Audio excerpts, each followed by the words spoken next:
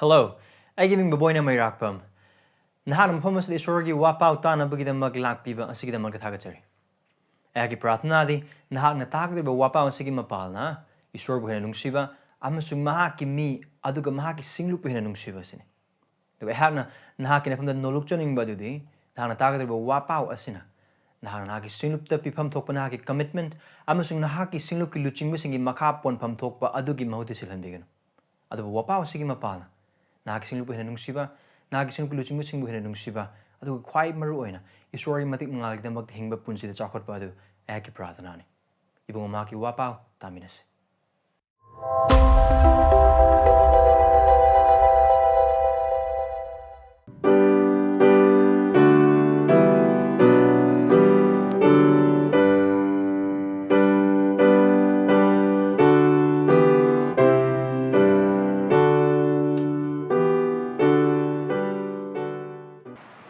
Pratna to sing sorry mating nisi.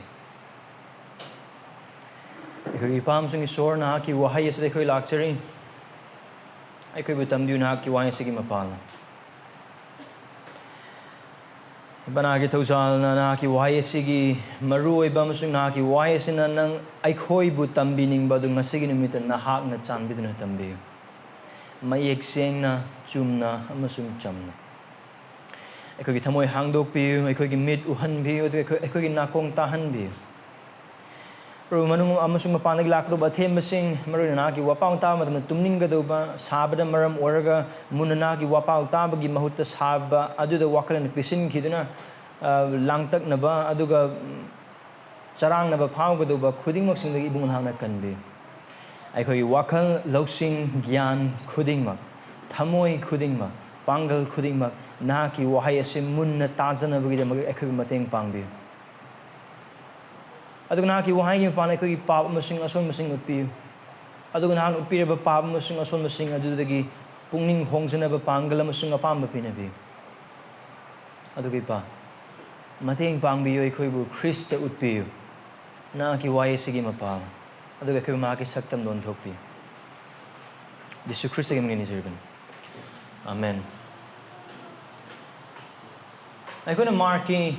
Lari kasi matang-matang nainaragpo doon na maramoraga. Nga sige namin ako'y mark pandub ahungi pa amadagi na taruk pawusing nga sige namin ako'y nainamin agani.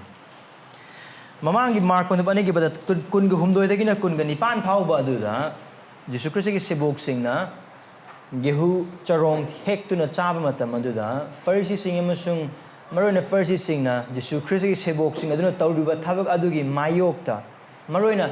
potaba na mita tawbo na maramoraga kanda Jisu Kristo da Siboksing na tarubadu lali hai na wakalak pag yamasong Jisu Kristo gi mag protest o bagi matang na ko yemo phamuna ki. Now haiba conflicts e ko na pandup ani dagi yang ko ba targa de Jisu Kristo na magi thawul horokpa matam adu dagi chapter 3 gi verse 6 pawba sida conflict manga khagi haw. Jisu Kristo gi matik adubu namthanaba aduga Jisu Kristo gi oiriba adubu lan uhanna bagi damang Mahal tauba isorgi wahai gi matungin ba isor ning tholibak matungin ma thogal adugi mayok oina bi damak tauba opposition ngaktani aduga maroina haiba opposition sing du ayam bana isor khangi haina laikraba sasri go oja sing pharisee sing amasung isorgi wa ta thopu wa tambi bi mi sing adugi ngaktani waya thangai haina laiba Jehovah khangi haina lairiba aduga waya thangadu chection tambi haina laikraba sasri go oja sing amasung dharma chen ba ni haina laikraba mi sing adugi ngaktani Jisu Kristo gi thawgol aduda chayet na ba piriba mayam kudimok sing now haiba conflict manga adugi climax ni ngasi numita ikon iyeng gadurisa chapter 3 verse 1 dagi na 6 padu bahum gi pada amadagi na taru phawas now haiba sisu Sabbath numita thokba amane now gehu marudu chabagi matang adusu Sabbath numita thokpane aduga sebok sing aduna gehu maru adu thatlaga makhut na sumani noikharaga kamba du Lau kau amasung lau yei ba chap mana badun maram orakanda Sabbath numita lau yei ba yanti haina Mishnah ko ba lyric using gi wal ya thangi oi ba lyric adugi marakta Sabbath ta ba yanda ba khara ya hiram kuntrama pan yawi hiram kuntrama pan dugi mari su ba yawi ba lau kau ba yade Sabbath numita Now, kaya gi mati isorgi wahai na haiba isorgi yathang adu dagi mioi bagi oiba chatna bi amasung mioi bagi oiba yathang no kaya gi mati khena potlum pi bagi hain habi khona khara takre mamang no masing de na ngasi numde nona yaw basing adu su hena khang na bagi de mak de pothaba numita mafam amadagi mafam amada pot hang ba yade adu ga meter chani pandai hena khongka ma hena thang oiba tang ga pothaba numit thugai bane aduga phi phot po oiba tar ga su amuk khaktan lengado ne anirak suna lengbo oiba tar ga di pothaba me thugai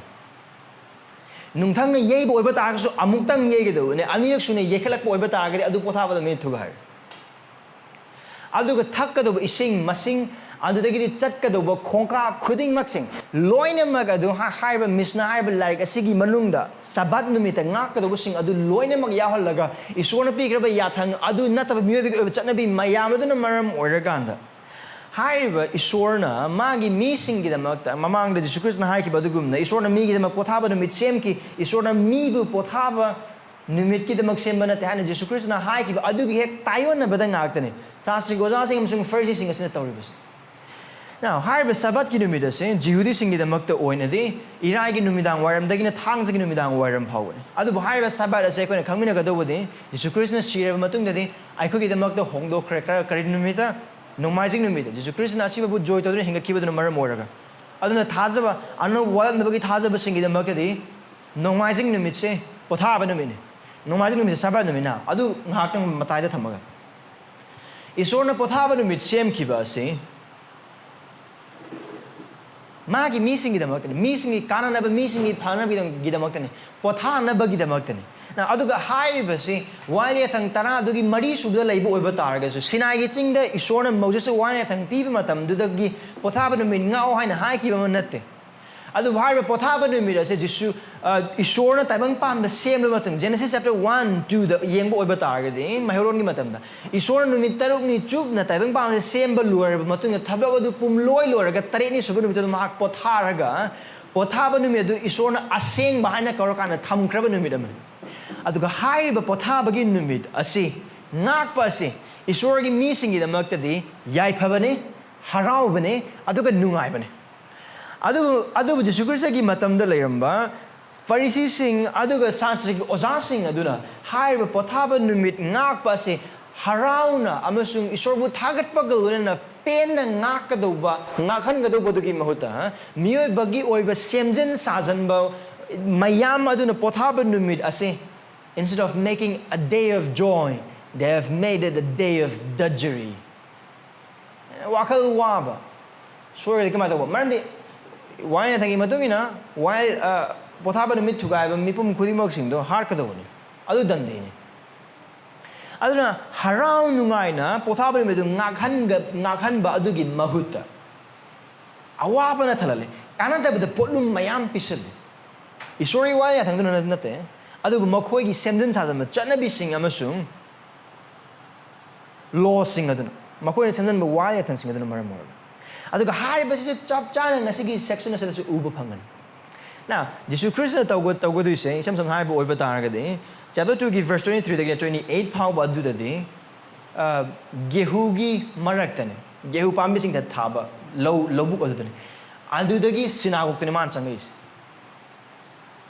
aduga hai ba sinagog adu da thok da ma na makut sithaba nupa amabu makut ama sithaba nupa ama mangna phani aduga hai ba du gi account adu ne mark na ai khoi gi da makta record of biram ni aduga hai ba se da pothaba numit asi kari gi da makta no amasung karam haina ngak ka duino aduga kana no ai khoi na munna ta ka du se kana no ai khoi na hai bin gi do se hai ba khrim khuding mak sing adu ai khoi ngasi gi section se umina phangani na mamangi nomaising gi matam adu Jisu Christ na hai ki wai da khoi ningsing simram di hai ba du mangasi gi passage si gyan tab da si ana mating pangani Jisu Christ na kari hai verse 28 ta chapter 2 gi maramas ne migi macha nupa si pothaba numit gi su mapun is the Lord of the Sabbath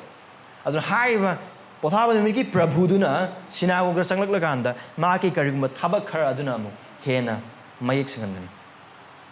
adu main idea hai ba bitai mamangi no maising ga si no ma khena ba leite chap mane maram di hai ba Sabbath ta thok pane aduga ngasi ni mita ekhoina hai ba section asdagi mark pon bahum pada amadagi na taruga asdagi ekhoina khangmina ba ya ba achobo waro lo asda le isin masing na isin matam da hena mate oina widum haktap dum hajrake Asengba thajabasingna Jisu gi waheida changkhonna taduna haiba ingadabani. Maramdi Mahak Meegi Macha Nupa oiriba Prabhu. Every true believer should give attention to Jesus' word and obey him. For he is a Son of Man who is Lord. Every true believer. I Asengba thajabani han haiba batar. I Christian han haiba batar. I Asengba Christian I Jisu Christ bu kanvi mapu musung Prabhu oina thajaba Christian ne haina haiba batar. That believer must do something, and that is give attention to Jesus' word and obey him. Jisu Christ ki why taba taraga haiba ingadabani. Why? Because for he is the Son of Man who is Lord. Mahak Meegi Macha Nupa oiriba Prabhu. Now, the next passage is the Ahanba Pandup Ahumgi Pada Amagani Gading. Chapter 3, verse 1 and 2. Jisu namu kana synagogue to sanglami aduga mafam aduda makut nam sithaba mi amalegam. Now, Mahakpu maran pi bi haiba Jisu maran pi ba yana ba mahak na mi du pothaba numita phangadra haidunu makhoyeng yenglam. Now, when you young the kind of baptized, say, higher synagogues most probably Capernaum, Galil Gimung lives synagogue, Amagi from the Oigadurni. Although higher than me, what happened to make a meter? Although I couldn't come from the synagogue, high best in Matandula, but Jew Matasing a short room pump. What happened to meter, Jew Matasing a Lalaga, synagogue, a short room gunny, a short white pardon a targany. Now, higher but couldn't mock sing. Adu bahaya numit asidadi synagogue se sort kurumba lakman numit asidadi makuda masida nupa masulai. Now verse 1 se iba moong asida mark na iba moong asida Jisu Christ khakna khangwanate mafam adu lai khraba kurumba laklam ni loine mak adu ko lerm liba sa sa oja sang adu first sing loine mak na khang makut na masithaba mi ma ai khoi gi marakta ngasi pothaba numit ngak pothaba numit se yaw bulai ha synagogue se makut na masithaba mi ma yaw ha se loine mak khang. Everyone knows it. And verse 2 Mahak pu habi Jisu Christ maran pi ba yan na bagida makta mahak na mi adu pothaba no mita phan gadra haiduna makhoyeng na haiba makhoy se most probably I koina losalak pa matan ubagum na Pharisee sing o aduga sastri oja sing suya aduga haiba pothaba no mita aduda makut na masidaba nupa adu phan gaduira haina ngairaga Jisu Christ bu accused of Jisu Christ the maran pi na bagida makta ni haiba Pharisee sing aduga sastri oja sing na ngairaga ladies. Now Kari marana mo na Jisu Christ da pi na bagida makta ngai se gehu gi mafam adu de mo ko Jisu Christ da maran pi bangam kidra maram di Jisu Christ na haiba adu ma ko ipa ku mama ta laite adu Jisu Christ na haiba du ye na ba kari amma ta sulaite adu na asi se mo gi ani sub attempt same day ani sub attempt adu haiba attempt se kai no Sabbath to I bring maram di Jew amana pothaba du mi se kya gi metik lu no lo bu na haiba oi ba da han mi ku khari mang na hai khroba adu gumna pothaba thugaiba pothaba mi thugaiba khuding mo sina nung no thoma ga ha ka do adu gi metik lu na lo adu ga Jew amani hai na hai ra kan da Sabbath ngak da boi ba ta ga di mi ai Jew ni hai na hai ba do aran ba mane tha da ya ba amana te na hai na sum he ki wo pa khra hai khra ba adu gumna kari mani hai na hai bo ba da hauji kan ngi ta o ai Christian ne di hai ba du church sungka ka da mi oi ba ta ga di ma Christian ne te Christian am oi ba ta ga di ko da mi do gi yam na bare minimum yam na name na I couldn't expect to go ma di oh ma Christian oi ba ta ga di nomising numit ma so na church karam gani church ka gani adu ne adu ko chama na Jew oi ba ta ga di potha ba numit lum na lo gani potha ba numit nga gani Jew oi ra ga potha ba numit nga ta oi ba ta ga di nang na Jew hai do you are blaspheming la le nang hai do nang you chin thi ba karam ba chin thi ba ishwar ba chin thi ba ga nang pap ne nang dai nang si ba matik chai adu ni moi wakhal lai ri now adu gi wakhal du dai kar ga ma Jisu Christ na potha ba mi thugai ba ni hai na hai bo oi ba ta na first sing gi marak ta su adu ga sa sing gi oja sing gi marak ta su ma pu guru amo oi na adu ga oja mo ne yen khat pa mi sing yaw ra ba ne adu ma ko ne oja mo ne guru amo oi na Jehudi macha Jisu Christ adu yeng gi ba mahak da kar ma Sabbath thugai rak po oi ba ta ra ga di ma oi da ma ko thamoi kai ne ngai ne ꯑꯗꯨꯒ ꯃꯥꯅ ꯀꯔꯤꯒꯨꯝꯕ ꯈꯔ ꯇꯧꯔꯛꯀꯅꯤ ꯍꯥꯏꯅ ꯈꯟꯕ ꯋꯥꯈꯜ ꯑꯗꯨꯁꯨ ꯋꯥꯈꯜ ꯄꯨꯔꯥ ꯆꯥꯏꯒꯅꯤ ꯃꯔꯝꯗꯤ ꯖꯤꯁꯨ ꯈ꯭ꯔꯤꯁꯇꯒꯤ ꯄꯣꯄꯨꯂꯥꯔꯤꯇꯤꯗꯨꯅ ꯃꯔꯝ ꯑꯣꯏꯔꯀꯥꯟꯗ ꯃꯥꯒꯤ ꯇꯨꯡꯏꯟꯕ ꯃꯤ ꯃꯌꯥꯝ ꯂꯩ ꯍꯧꯖꯤꯛꯀꯤ ꯃꯇꯝꯗ ꯃꯥꯒꯤ ꯃꯤꯡ ꯒꯂꯤꯜꯒꯤ ꯂꯩꯔꯛ ꯈꯨꯗꯤꯡꯒꯤ ꯒꯂꯤꯜꯒꯤ ꯈꯨꯡꯒꯪ ꯈꯨꯗꯤꯡꯒꯤ ꯑꯗꯨꯒ ꯒꯂꯤꯜꯒꯤ ꯌꯨꯝ ꯈꯨꯗꯤꯡꯒꯤ ꯖꯤꯁꯨ ꯍꯥꯏꯕ ꯃꯤꯡ ꯈꯪꯗꯕ ꯑꯃꯠꯇ ꯂꯩꯇꯦ ꯑꯗꯨꯒ ꯂꯥꯏꯔꯟꯒꯤ ꯃꯇꯨꯡꯗ ꯉꯥꯅ ꯏꯟꯕꯒꯨꯝꯅ ꯖꯤꯁꯨ ꯈ꯭ꯔꯤꯁꯇ ꯂꯩꯕ ꯃꯐꯝ ꯈꯨꯗꯤꯡꯃꯛꯇ ꯃꯤꯁꯤꯡꯗꯨꯅ ꯂꯣꯏꯅꯃꯛ ꯏꯜꯂꯦ ꯑꯗꯨꯒꯤ ꯐꯤꯕꯝ ꯑꯗꯨꯗꯅꯦ ꯍꯥꯏꯔꯤꯕ ꯐꯔꯤꯁꯤꯁꯤꯡ ꯑꯃꯁꯨꯡ ꯁꯥꯁꯇ꯭ꯔꯒꯤ ꯑꯣꯖꯥꯁꯤꯡ ꯑꯁꯤꯅ ꯃꯍꯥꯛꯅ ꯄꯣꯊꯥꯕ ꯅꯨꯃꯤꯠ ꯊꯨꯒꯥꯏꯕ꯭ꯔꯥ ꯍꯥꯏꯅ ꯉꯥꯏꯔꯤꯁꯤ ꯃꯥꯕꯨ ꯃꯔꯥꯟ ꯄꯤꯅꯕꯒꯤꯗꯃꯛꯇ ꯄꯣꯊꯥꯕ ꯅꯨꯃꯤꯠꯇ ꯑꯅꯥꯕ ꯐꯍꯟꯕ ꯌꯥꯏ ꯑꯗꯨꯕꯨ ꯐꯍꯟꯒꯗꯧꯔꯤꯕ ꯑꯅꯥꯕꯗꯣ ꯁꯤꯅꯤꯡ ꯆꯤꯠ ꯑꯣꯏꯕ ꯑꯗꯨꯒ ꯐꯍꯜꯍꯧꯗ꯭ꯔꯗꯤ ꯁꯤꯒꯗꯧꯕ ꯃꯁꯛ ꯑꯣꯏꯕ ꯂꯥꯏꯅꯥꯁꯤꯡ ꯑꯣꯏꯕ ꯇꯥꯔꯒꯗꯤ ꯄꯣꯊꯥꯕ ꯅꯨꯃꯤꯠꯇ ꯐꯍꯟꯕ ꯌꯥꯏ ꯑꯗꯨꯕꯨ ꯉꯁꯥꯏ ꯃꯤꯁꯅꯥ ꯑꯗꯨꯗ ꯌꯥꯎꯕ ꯄꯣꯊꯥꯕ ꯅꯨꯃꯤꯠꯇ ꯉꯥꯛꯀꯗꯧꯕꯁꯤꯡ ꯑꯗꯨꯒꯤ ꯃꯔꯛꯇ ꯃꯈꯣꯏꯅ ꯌꯥꯗꯕ ꯀꯔꯝꯕ ꯃꯈꯜꯒꯤ ꯍꯤꯂꯤꯡ ꯌꯥꯗꯕꯅꯣ ꯍꯥꯏꯅ ꯍꯥꯏꯕ ꯑꯣꯏꯕ ꯇꯥꯔꯒꯗꯤ ꯀꯔꯤꯒꯨꯝꯕ ꯅꯥꯔꯤꯕ ꯃꯤꯗꯣ ꯁꯤꯔꯣꯏꯗꯕ ꯃꯑꯣꯡꯗ ꯅꯥꯕ ꯑꯣꯏꯕ ꯇꯥꯔꯒꯗꯤ ꯑꯗꯨꯒꯨꯝꯕ ꯃꯤꯒꯤ ꯑꯅꯥꯕ ꯐꯍꯟꯕꯗꯨ ꯁꯕꯠ ꯊꯨꯒꯥꯏꯕꯅꯤ ꯑꯗꯨꯒ ꯃꯈꯨꯠ ꯅꯥꯝꯃ ꯁꯤꯊꯕ ꯅꯨꯄꯥꯗꯣ ꯑꯗꯨꯝ ꯁꯤꯊꯔꯒ ꯂꯩꯔꯕꯅꯤ ꯁꯤꯒꯗꯧꯕꯁꯨ ꯂꯩꯇꯦ ꯑꯗꯨꯅ ꯖꯤꯁꯨ ꯈ꯭ꯔꯤꯁꯇꯅ ꯀꯔꯤꯒꯨꯝꯕ ꯃꯈꯨꯠ ꯅꯥꯝꯃ ꯁꯤꯊꯕ ꯅꯨꯄꯥꯗꯣ ꯐꯍꯟꯕ ꯑꯣꯏꯕ ꯇꯥꯔꯒꯗꯤ ꯐꯔꯤꯁꯤꯁꯤꯡ ꯑꯗꯨꯒꯤ ꯃꯇꯨꯡ ꯏꯟꯅ ꯑꯗꯨꯒ ꯃꯇꯝꯗꯨꯗ ꯂꯩꯔꯝꯕ ꯖ꯭ꯌꯨꯁꯤꯡ ꯑꯗꯨꯒꯤ ꯃꯈꯣꯏꯒꯤ ꯆꯠꯅꯕꯤ ꯃꯈꯣꯏꯒꯤ ꯋꯥꯈꯜꯗ ꯌꯥꯎꯈ꯭ꯔꯕ ꯇꯝꯕꯤꯕ ꯃꯤꯁꯤꯡꯒꯤ ꯑꯣꯏꯕ ꯆꯠꯅꯕꯤ ꯑꯗꯨꯒꯤ ꯃꯇꯨꯡ ꯏꯟꯅ ꯖꯤꯁꯨ ꯈ꯭ꯔꯤꯁꯇꯅ ꯇꯧꯔꯤꯗꯣ ꯀꯔꯤꯅꯣ ꯄꯥꯞꯅꯤ ꯖꯤꯁꯨ ꯈ꯭ꯔꯤꯁꯇꯅ ꯇꯧꯔꯤꯗꯣ ꯀꯔꯤꯅꯣ ꯁꯕꯠ ꯊꯨꯒꯥꯏꯕꯅꯤ ꯑꯗꯨꯕꯨ ꯏꯆꯤꯜ ꯏꯅꯥꯎꯁꯤꯡ ꯚꯔꯁ 1 ꯑꯃꯁꯨꯡ 2 ꯄꯥꯕ ꯃꯇꯝ ꯑꯁꯤꯗ ꯃꯤꯑꯣꯏꯕꯒꯤ ꯑꯣꯏꯕ ꯊꯃꯣꯏꯒꯤ ꯇꯨꯀꯠꯆꯕ ꯑꯃꯁꯨꯡ ꯃꯤꯑꯣꯏꯕꯒꯤ ꯑꯣꯏꯕ ꯊꯃꯣꯏꯒꯤ ꯑꯀꯟꯕ ꯑꯃꯁꯨꯡ ꯃꯤꯠ ꯇꯥꯡꯕꯗ ꯑꯩꯈꯣꯏ ꯃꯌꯦꯛ ꯁꯦꯡꯅ ꯎꯕ ꯐꯪꯉꯤ ꯚꯔꯁ 1ꯒꯤ ꯃꯇꯨꯡ ꯏꯟꯅ ꯃꯈꯣꯏꯒꯤ ꯃꯔꯛꯇ ꯃꯈꯨꯠ ꯅꯥꯝꯃ ꯁꯤꯊꯕ ꯅꯨꯄꯥ ꯑꯃ ꯌꯥꯎꯋꯦ ꯍꯥꯏꯕꯁꯤ ꯃꯈꯣꯏ ꯈꯪꯉꯕꯅꯤ ꯑꯗꯨꯒ ꯑꯩꯈꯣꯏꯅ ꯆꯦꯞꯇꯔ 1ꯒꯤ ꯚꯔꯁ 21ꯗ ꯁꯤꯅꯥꯒꯣꯒꯇ ꯖꯤꯁꯨ ꯈ꯭ꯔꯤꯁꯇꯅ ꯚꯨꯠ ꯆꯪꯕ ꯑꯃꯕꯨ ꯇꯥꯟꯊꯣꯛꯈꯤ ꯍꯥꯏꯔꯤꯕ ꯚꯨꯠ ꯆꯪꯕ ꯇꯥꯟꯊꯣꯛꯄꯗꯨꯅ ꯃꯔꯝ ꯑꯣꯏꯔꯀꯥꯟꯗ ꯃꯥꯒꯤ ꯃꯇꯤꯛ ꯃꯥꯅ ꯇꯧꯕ ꯉꯝꯕꯗꯣ ꯆꯞ ꯆꯥꯅ ꯈꯪꯉꯤ ꯑꯗꯨꯒ ꯍꯥꯏꯔꯤꯕ ꯆꯞ ꯃꯥꯟꯅꯕ ꯖꯤꯁꯨ ꯈ꯭ꯔꯤꯁꯇ ꯑꯗꯨꯅ ꯁꯤꯅꯥꯒꯣꯒ ꯑꯗꯨꯗ ꯆꯪꯉꯛꯏꯁꯦ ꯑꯗꯨꯒ ꯃꯈꯣꯏꯒꯤ ꯃꯔꯛꯇ ꯃꯈꯨꯠ ꯑꯃ ꯁꯤꯊꯕ ꯅꯨꯄꯥ ꯀꯌꯥꯝ ꯀꯨꯏꯅ ꯃꯈꯨꯠ ꯑꯃ ꯁꯤꯊꯔꯕꯅꯣ ꯍꯥꯏꯕꯗꯤ ꯈꯪꯗꯦ ꯃꯈꯨꯠ ꯑꯅꯤ ꯁꯤꯖꯤꯟꯅꯕꯒꯤ ꯃꯍꯨꯠꯇ ꯃꯈꯨꯠ ꯑꯃꯈꯛꯇꯪ ꯁꯤꯖꯤꯟꯅꯔꯀꯥꯟꯗ ꯑꯋꯥꯕ ꯈꯥꯡꯉꯒ ꯑꯋꯥꯕ ꯅꯪꯉꯒ ꯂꯩꯔꯤꯕ ꯃꯤ ꯑꯃ ꯃꯈꯣꯏꯒꯤ ꯃꯔꯛꯇ ꯌꯥꯎꯔꯤꯕ ꯑꯗꯨ ꯖꯤꯁꯨ ꯑꯅꯥꯕ ꯐꯍꯟꯕ ꯉꯝꯕ ꯖꯤꯁꯨꯁꯦ ꯂꯥꯛꯄ ꯃꯇꯝ ꯑꯁꯤꯗ ꯐꯍꯜꯍꯧꯕ ꯑꯣꯏꯕ ꯇꯥꯔꯒꯗꯤ ꯍꯦꯟꯅ ꯐꯒꯗꯕꯅꯤꯀꯣ ꯍꯥꯏꯅ ꯃꯈꯨꯠ ꯑꯃ ꯁꯤꯊꯕ ꯑꯗꯨꯗ ꯃꯤꯅꯨꯡꯁꯤ ꯄꯣꯛꯄꯒ ꯂꯣꯏꯅꯅ ꯍꯥꯏꯔꯤꯕ ꯃꯤꯗꯨ ꯖꯤꯁꯨꯒꯤ ꯃꯐꯝꯗ ꯄ꯭ꯔꯚꯨ ꯐꯍꯟꯕꯤꯌꯣ ꯍꯥꯏꯅ ꯍꯥꯏꯕꯒꯤ ꯃꯍꯨꯠꯇ ꯉꯥꯏꯒꯦ ꯄꯣꯊꯥꯕ ꯅꯨꯃꯤꯠ ꯊꯨꯒꯥꯏꯕ꯭ꯔꯥ ꯌꯦꯡꯒꯦ ꯍꯥꯏꯅ ꯖꯤꯁꯨꯒꯤ ꯃꯥꯌꯣꯛꯇ ꯄꯥꯞ ꯂꯪꯁꯟꯅꯕꯒꯤꯗꯃꯛꯇ ꯄꯥꯞ ꯐꯩꯖꯅꯕꯒꯤꯗꯃꯛꯇ ꯉꯥꯏꯔꯒ ꯂꯩꯕ ꯃꯤꯁꯤꯡꯅꯦ ꯁꯥꯁꯇ꯭ꯔꯒꯤ ꯑꯣꯖꯥꯁꯤꯡꯅꯦ ꯑꯗꯨꯒ ꯐꯔꯤꯁꯤꯁꯤꯡ ꯑꯁꯤꯁꯤꯡꯁꯦ instead of showing compassion toward the pitiful state of this withered handman they hold dead grip to their traditions ꯃꯈꯣꯏꯒꯤ ꯃꯤꯒꯤ ꯑꯣꯏꯕ ꯆꯠꯅꯕꯤ ꯈꯨꯗꯤꯡꯃꯛꯁꯤꯡ ꯑꯗꯨꯅ ꯍꯦꯟꯅ ꯆꯦꯠꯅ ꯄꯥꯏꯔꯒ ꯂꯩ ꯍꯥꯏꯔꯤꯕ ꯃꯤꯗꯨꯗ ꯃꯤꯅꯨꯡꯁꯤ ꯎꯠꯄꯒꯤ ꯃꯍꯨꯠꯇ ꯃꯈꯣꯏꯅ ꯁꯦꯝꯖꯤꯟ ꯁꯥꯖꯤꯟꯕ ꯏꯁꯣꯔꯒꯤ ꯋꯥꯍꯩ ꯌꯥꯊꯪꯗꯁꯨ ꯌꯥꯎꯗꯕ ꯑꯗꯨꯕꯨ ꯃꯈꯣꯏꯅ ꯌꯥꯎꯍꯟꯕ ꯆꯠꯅꯕꯤ ꯑꯗꯨ ꯆꯦꯠꯅ ꯄꯥꯏꯔꯀꯥꯟꯗ ꯎꯠꯐꯝ ꯊꯣꯛꯄ ꯅꯨꯡꯁꯤꯕ ꯎꯠꯇꯨꯅ ꯃꯔꯥꯜ ꯄꯤꯅꯕꯒꯤꯗꯃꯛꯇ ꯉꯥꯏꯔꯒ ꯂꯩ ꯑꯗꯨꯒ ꯁꯤ ꯊꯣꯛꯏꯕ ꯊꯧꯗꯣꯛ ꯈꯨꯗꯤꯡꯃꯛꯁꯤꯡꯁꯦ ꯃꯨꯟꯅ ꯌꯦꯡꯕ ꯑꯣꯏꯕ ꯇꯥꯔꯒꯗꯤ ꯅꯣꯛꯅꯤꯡꯕ ꯑꯃꯁꯨ ꯐꯥꯎꯏ ꯃꯔꯝꯗꯤ ꯀꯩꯅꯣ ꯍꯥꯏꯕ ꯑꯣꯏꯕ ꯇꯥꯔꯒꯗꯤ ꯍꯥꯏꯔꯤꯕ ꯐꯔꯤꯁꯤꯁꯤꯡ ꯑꯃꯁꯨꯡ ꯁꯥꯁꯇ꯭ꯔꯒꯤ ꯑꯣꯖꯥ ꯈꯨꯗꯤꯡꯃꯛꯁꯤꯡ ꯑꯁꯤꯅ ꯃꯈꯣꯏꯅ ꯉꯥꯏꯔꯤꯕꯁꯦ ꯀꯔꯤ ꯅꯨꯃꯤꯠꯇꯅꯣ ꯑꯗꯨꯗ ꯄꯣꯊꯥꯕ ꯅꯨꯃꯤꯠꯇꯅꯤ ꯏꯁꯣꯔꯅ ꯑꯁꯦꯡꯕ ꯅꯨꯃꯤꯠꯅꯤ ꯍꯥꯏꯅ ꯍꯥꯏꯈ꯭ꯔꯕ ꯅꯨꯃꯤꯠ ꯑꯗꯨꯗꯅꯤ a holy day ꯑꯁꯦꯡꯕ ꯅꯨꯃꯤꯠꯅꯤ ꯑꯗꯨꯒ ꯍꯥꯏꯔꯤꯕ ꯑꯁꯦꯡꯕ ꯅꯨꯃꯤꯠ ꯑꯁꯤꯗ ꯈꯛꯇꯪꯁꯨ ꯅꯠꯇꯅ ꯁꯤꯅꯥꯒꯣꯒꯇꯅꯤ ꯃꯣꯏꯅ ꯃꯈꯣꯏꯒꯤ ꯋꯥꯈꯜꯗ ꯃꯤꯕꯨ ꯃꯔꯥꯟ ꯄꯤꯁꯤꯟꯅꯕ ꯑꯗꯨꯒ ꯚꯔꯁ 6 ꯎꯕꯒꯤ ꯃꯇꯨꯡ ꯏꯟꯅ ꯍꯥꯠꯅꯅꯕꯒꯤ ꯋꯥꯈꯜ ꯈꯜꯂꯤꯁꯦ ꯀꯗꯥꯏꯗ ꯁꯤꯅꯥꯒꯣꯒ ꯃꯅꯨꯡꯗ ꯁꯤꯅꯥꯒꯣꯒ ꯀꯩꯗꯧꯕ ꯏꯁꯣꯔꯕꯨ ꯊꯥꯒꯠꯄ ꯏꯁꯣꯔꯕु ꯈꯨꯔꯨꯝꯕ ꯏꯁꯣꯔꯒꯤ ꯋꯥꯍꯩ ꯇꯥꯕ ꯑꯗꯨꯒ ꯏꯁꯣꯔꯕꯨ ꯈꯨꯔꯨꯝꯅꯕꯒꯤꯗꯃꯛꯇ ꯂꯥꯛꯄ ꯃꯐꯝ ꯑꯗꯨꯗꯅꯦ ꯐꯔꯤꯁꯤꯁꯤꯡ ꯑꯃꯁꯨꯡ ꯁꯥꯁꯇ꯭ꯔꯒꯤ ꯑꯣꯖꯥꯁꯤꯡ ꯑꯁꯤꯅ ꯖꯤꯁꯨ ꯈ꯭ꯔꯤꯁꯇꯕꯨ ꯃꯔꯥꯟ ꯄꯤꯁꯟꯅꯕ ꯑꯗꯨꯒ ꯌꯥꯕ ꯑꯣꯏꯕ ꯇꯥꯔꯒꯗꯤ ꯃꯥꯕꯨ ꯍꯥꯠꯅꯅꯕꯒꯤ ꯃꯔꯝ ꯊꯤꯔꯤꯁꯦ Do you see the irony here? ꯁꯤ ꯈꯦꯠꯅꯕꯁꯤ ꯎꯕ꯭ꯔꯥ ꯅꯥꯎ ꯃꯈꯣꯏ ꯃꯄꯥꯟ ꯊꯪꯒꯤ ꯑꯣꯏꯕ ꯙꯔꯃ ꯆꯦꯟꯕꯗꯨꯒꯤ ꯃꯇꯨꯡ ꯏꯟꯅꯗꯤ ꯖꯤꯁꯨ ꯈ꯭ꯔꯤꯁꯇꯅ ꯄꯣꯊꯥꯕ ꯅꯨꯃꯤꯠꯇ ꯑꯅꯥꯕ ꯐꯍꯟꯕꯗꯨ ꯂꯥꯜꯂꯦ ꯍꯥꯏꯅꯕꯒꯤꯗꯃꯛꯇ ꯉꯥꯏꯒꯦ ꯑꯗꯨꯕꯨ ꯑꯗꯨ ꯇꯧꯕ ꯃꯇꯝꯗ ꯃꯈꯣꯏꯒꯤ ꯅꯨꯡꯗ ꯑꯣꯏꯔꯤꯕ ꯑꯗꯨ ꯃꯈꯣꯏꯒꯤ ꯋꯥꯈꯜ ꯑꯃꯠꯇ ꯊꯝꯗꯕꯤꯗ ꯋꯥꯈꯜ ꯃꯆꯦꯠ ꯑꯃꯠꯇ ꯇꯧꯗꯕꯤꯗ ꯃꯥꯡꯍꯟꯅꯕ ꯍꯥꯠꯇꯣꯛꯅꯕ ꯑꯗꯨꯒ ꯃꯔꯥꯜ ꯄꯤꯅꯅꯕꯒꯤꯗꯃꯛꯇ ꯃꯈꯣꯏꯒꯤ ꯊꯃꯣꯏꯗꯨ ꯊꯧꯔꯥꯡ ꯇꯧꯔꯒ ꯂꯩ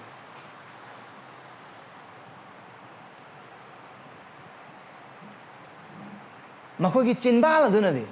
ꯃꯄꯥꯟ ꯊꯪꯒꯤ ꯃꯈꯣꯏꯒꯤ ꯑꯅꯤꯡꯕ ꯄꯥꯝꯕ ꯈꯔ ꯑꯗꯨ ꯉꯥꯛꯇꯕ ꯃꯇꯝꯗ ꯌꯩꯈꯥꯏꯅꯕ ꯑꯃꯁꯨꯡ ꯊꯤꯟꯒꯥꯏꯅꯕ ꯉꯥꯛꯄ ꯑꯣꯏꯕ ꯇꯥꯔꯁꯨ ꯃꯈꯣꯏ ꯃꯅꯨꯡ ꯊꯪꯕ ꯑꯗꯨꯗꯤ ꯃꯄꯥꯟ ꯊꯪꯅꯗꯤ ꯃꯈꯣꯏ ꯄꯣꯊꯥꯕ ꯅꯨꯃꯤꯠ ꯑꯗꯨ ꯉꯥꯛꯄꯒꯨꯝꯅ ꯇꯧꯋꯤ ꯑꯗꯨꯕꯨ ꯃꯈꯣꯏꯒꯤ ꯃꯅꯨꯡ ꯊꯪꯕ ꯑꯗꯨꯗꯤ ꯑꯁꯦꯡꯕꯃꯛꯀꯤ ꯄꯣꯊꯥꯕ ꯅꯨꯃꯤꯠ ꯉꯥꯛꯇꯕ ꯃꯤꯁꯤꯡ ꯑꯗꯨꯒ ꯍꯥꯏꯔꯤꯕ ꯑꯗꯨ ꯃꯈꯣꯏꯒꯤ ꯑꯄꯪꯕ ꯊꯃꯣꯏ ꯑꯃꯁꯨꯡ ꯑꯇꯥꯡꯕ ꯃꯤꯠ ꯑꯗꯨꯅ ꯚꯥꯞ ꯇꯥꯕ ꯉꯝꯗꯦ ꯃꯈꯣꯏꯅ ꯈꯟꯕ ꯃꯈꯣꯏꯅ ꯁꯦꯝꯕ ꯅꯤꯌꯣꯝ ꯑꯗꯨꯅ ꯆꯨꯝꯃꯦ ꯑꯃꯁꯨꯡ ꯑꯗꯨꯅ ꯍꯦꯟꯅ ꯋꯥꯡꯉꯦ ꯍꯥꯏꯅ ꯏꯁꯣꯔꯒꯤ ꯑꯣꯏꯕ ꯋꯥꯍꯩꯒ ꯃꯈꯣꯏꯒꯤ ꯑꯣꯏꯕ ꯆꯠꯅꯕꯤ ꯑꯗꯨꯒ ꯆꯞ ꯃꯥꯟꯅꯕ ꯐꯤꯕꯝꯗ ꯃꯈꯣꯏꯅ ꯊꯝꯒꯠꯂꯤ ꯑꯗꯨꯒ ꯍꯥꯏꯔꯤꯕꯗꯨꯅꯤ ꯑꯩꯈꯣꯏꯅ ꯃꯐꯝꯁꯤꯗ ꯎꯕ ꯐꯪꯉꯤꯁꯦ ꯃꯈꯣꯏꯒꯤ ꯃꯃꯤꯠ ꯇꯥꯡꯕ ꯑꯗꯨꯒ ꯊꯃꯣꯏꯒꯤ ꯑꯁꯣꯏꯕ ꯑꯃꯁꯨꯡ ꯑꯁꯣꯟꯕ ꯑꯃꯁꯨꯡ ꯇꯨꯀꯠꯆꯕ ꯑꯗꯨꯒ ꯍꯥꯏꯔꯤꯕꯁꯤꯡꯒꯤ ꯁꯥꯁꯇ꯭ꯔꯤꯒꯤ ꯑꯣꯖꯥꯁꯤꯡ ꯑꯗꯨꯗ ꯈꯛꯇ ꯅꯠꯇꯦ ꯑꯩꯈꯣꯏꯗꯁꯨꯅꯤ ꯑꯗꯨꯕꯨ ꯏꯆꯤꯜ ꯏꯅꯥꯎꯁꯤꯡ ꯀꯔꯤꯒꯨꯝꯕ ꯃꯇꯝꯗꯗꯤ ꯑꯩꯈꯣꯏꯅ ꯏꯁꯣꯔ ꯈꯨꯔꯨꯝꯅꯕꯒꯤꯗꯃꯛ ꯅꯤꯡꯅ ꯁꯪꯗ ꯂꯥꯛꯂꯒ ꯊꯥꯖꯕꯁꯤꯡ ꯑꯁꯤꯒꯤ ꯏꯁꯣꯔꯕꯨ ꯈꯨꯔꯨꯝꯖꯕ ꯊꯥꯒꯠꯆꯕ ꯃꯥꯒꯤ ꯋꯥꯍꯩ ꯇꯥꯅꯕꯒꯤꯗꯃꯛ ꯂꯥꯛꯄ ꯑꯣꯏꯕ ꯇꯥꯔꯒꯁꯨ ꯑꯩꯅ ꯈꯔ ꯅꯨꯡꯉꯥꯏꯇꯕ ꯃꯤ ꯑꯃ ꯁꯤꯒꯨꯝꯕꯗꯨꯗ ꯂꯥꯛꯄ ꯑꯣꯏꯕ ꯇꯥꯔꯒꯗꯤ ꯅꯨꯃꯤꯠꯇꯨꯗ ꯏꯁꯣꯔ ꯈꯨꯔꯨꯝꯕ ꯂꯥꯛꯄ ꯑꯣꯏꯕ ꯇꯥꯔꯒꯗꯤ ꯑꯩꯈꯣꯏ ꯀꯔꯝꯕ ꯋꯥꯈꯜꯁꯤꯡ ꯈꯜꯂꯦ ꯅꯣꯡꯃꯥꯏꯖꯤꯡ ꯅꯨꯃꯤꯠꯇ ꯉꯟꯅ ꯂꯥꯛꯑꯦ ꯏꯁꯣꯔꯒꯤ ꯋꯥꯍꯩ ꯇꯥꯅꯕꯒꯤꯗꯃꯛ ꯊꯥꯒꯠꯅꯕꯒꯤꯗꯃꯛ ꯑꯗꯨꯕꯨ ꯊꯃꯣꯏ ꯃꯅꯨꯡ ꯑꯗꯨꯗꯗꯤ ꯌꯦꯛꯅꯕꯒꯤ ꯂꯃꯟ ꯈꯨꯝꯅꯤꯡꯕꯒꯤ ꯑꯗꯨꯒ ꯃꯤꯗꯨꯒꯤ ꯑꯁꯣꯏꯕ ꯉꯥꯏꯕꯒꯤ ꯑꯗꯨꯒ ꯑꯁꯣꯏꯕꯗꯨꯗ ꯀꯔꯝ ꯍꯥꯏꯅ ꯀꯔꯤ ꯍꯥꯏꯍꯧꯕ ꯌꯥꯒꯅꯤ ꯍꯥꯏꯔꯤꯕ ꯈꯨꯗꯤꯡꯃꯛꯁꯤꯡꯗꯣ ꯀꯔꯤꯒꯨꯝꯕ ꯃꯇꯝꯗ ꯑꯩꯈꯣꯏꯒꯤ ꯊꯃꯣꯏꯁꯤꯅ ꯍꯦꯛ ꯈꯟꯕ ꯃꯇꯝꯗ ꯇꯥꯖꯕ ꯏꯆꯤꯜ ꯏꯅꯥꯎꯁꯤꯡ ꯍꯥꯏꯔꯤꯕ ꯑꯗꯨ ꯑꯁꯦꯡꯕꯃꯛꯀꯤ ꯏꯁꯣꯔꯅ ꯄꯥꯝꯕ ꯄꯣꯊꯥꯕ ꯅꯨꯃꯤꯠ ꯉꯥꯛꯄ ꯃꯑꯣꯡ ꯅꯠꯇꯦ ꯑꯗꯨꯒ ꯍꯥꯏꯔꯤꯕꯗꯨ ꯖꯤꯁꯨ ꯈ꯭ꯔꯤꯁꯇꯅ ꯐꯔꯤꯁꯤꯁꯤꯡ ꯑꯁꯤꯗ ꯇꯝꯕꯤꯔꯛꯄ ꯃꯇꯝꯗ ꯑꯗꯨꯒ ꯃꯥꯒꯤ ꯁꯦꯕꯣꯛꯁꯤꯡꯁꯨ ꯌꯥꯎꯏ ꯃꯥꯒꯤ ꯁꯦꯕꯣꯛꯁꯤꯡ ꯑꯗꯨꯗꯁꯨꯅꯤ ꯃꯥꯅ ꯇꯝꯕꯤꯔꯤꯁꯦ ꯍꯥꯏꯔꯤꯕꯁꯤ ꯇꯝꯕꯤꯔꯛꯄ ꯃꯇꯝꯗ ꯑꯩꯈꯣꯏꯅ ꯃꯌꯦꯛ ꯁꯦꯡꯅ ꯎꯕ ꯐꯪꯒꯅꯤ ꯑꯗꯨꯒ ꯑꯩꯈꯣꯏꯅ ꯍꯦꯟꯅ ꯃꯌꯦꯛ ꯁꯦꯡꯅ ꯈꯪꯉꯛꯀꯗꯧꯕꯁꯦ ꯖꯤꯁꯨ ꯈ꯭ꯔꯤꯁꯇꯅ ꯃꯍꯥꯛꯀꯤ ꯃꯤ ꯑꯣꯏꯒꯗꯧꯔꯤꯕꯁꯤꯡ ꯑꯗꯨꯗꯒꯤ ꯑꯃꯁꯨꯡ ꯃꯍꯥꯛꯀꯤ ꯅꯤꯡꯊꯧ ꯂꯩꯕꯥꯛ ꯑꯗꯨꯗ ꯂꯥꯛꯀꯗꯧꯔꯤꯕ ꯃꯤꯁꯤꯡ ꯑꯗꯨꯗꯒꯤ ꯄꯥꯝꯕ ꯑꯗꯨꯗꯤ ꯃꯅꯨꯡ ꯊꯪꯕ ꯑꯣꯏꯕ ꯊꯃꯣꯏꯒꯤ ꯐꯤꯔꯦꯞ ꯑꯗꯨꯅꯤ ꯃꯄꯥꯟ ꯊꯪꯒꯤ ꯑꯣꯏꯕ ꯆꯠꯅꯕꯤꯁꯤꯡ ꯑꯗꯨ ꯅꯠꯇꯦ ꯑꯗꯨꯒ ꯍꯥꯏꯔꯤꯕꯗꯨ ꯑꯩꯈꯣꯏꯅ ꯃꯈꯥ ꯇꯥꯅ ꯌꯦꯡꯕ ꯃꯇꯝꯗ ꯃꯌꯦꯛ ꯁꯦꯡꯅ ꯎꯕ ꯐꯪꯒꯅꯤ ꯚꯔꯁ 3 ꯑꯃꯁꯨꯡ 4 ꯌꯦꯡꯕꯤꯌꯨ ꯃꯈꯣꯏꯅ ꯉꯥꯏꯔꯒ ꯂꯩꯔꯦ ꯖꯤꯁꯨ ꯈ꯭ꯔꯤꯁꯇꯅ ꯈꯪꯉꯦ ꯆꯞ ꯆꯥꯅ ꯚꯔꯁ 3ꯗ ꯃꯥꯅ ꯈꯨꯠ ꯅꯥꯝꯃ ꯁꯤꯗꯕ ꯅꯨꯄꯥ ꯑꯗꯨ ꯃꯥꯅ ꯀꯧꯊꯣꯛꯑꯦ ꯂꯦꯞꯈꯠꯇꯨꯅ ꯆꯠꯊꯣꯛꯂꯛꯎ ꯑꯗꯨꯒ ꯃꯥꯅ ꯃꯤ ꯑꯗꯨ ꯃꯈꯣꯏꯒꯤ ꯃꯔꯛ ꯑꯗꯨ ꯊꯝꯃꯒ ꯃꯈꯣꯏꯒꯤ ꯃꯌꯥꯏꯗꯨꯗ ꯊꯝꯃꯒ ꯚꯔꯁ 4ꯗ ꯌꯦꯡꯉꯨ ꯃꯥꯅ ꯀꯔꯤ ꯍꯥꯏꯒꯦ ꯍꯥꯏꯕꯗ ꯌꯦꯡꯉꯨ ꯃꯥꯅ ꯃꯈꯣꯏꯗ ꯍꯥꯏ ꯃꯔꯨꯑꯣꯏꯅ ꯐꯔꯤꯁꯤꯁꯤꯡ ꯑꯃꯁꯨꯡ ꯁꯥꯁꯇ꯭ꯔꯒꯤ ꯑꯣꯖꯥꯁꯤꯡ ꯄꯣꯊꯥꯕ ꯅꯨꯃꯤꯠꯇ ꯑꯐꯕ ꯇꯧꯕ ꯅꯠꯇ꯭ꯔꯒ ꯐꯠꯇꯕ ꯇꯧꯕ ꯊꯋꯥꯏ ꯀꯟꯕ ꯅꯠꯇ꯭ꯔꯒ ꯃꯥꯡꯍꯟꯕ ꯌꯥꯕ꯭ꯔꯥ ꯌꯥꯝꯅ ꯆꯝꯕ ꯌꯥꯝꯅ ꯂꯥꯏꯕ ꯋꯥꯍꯪ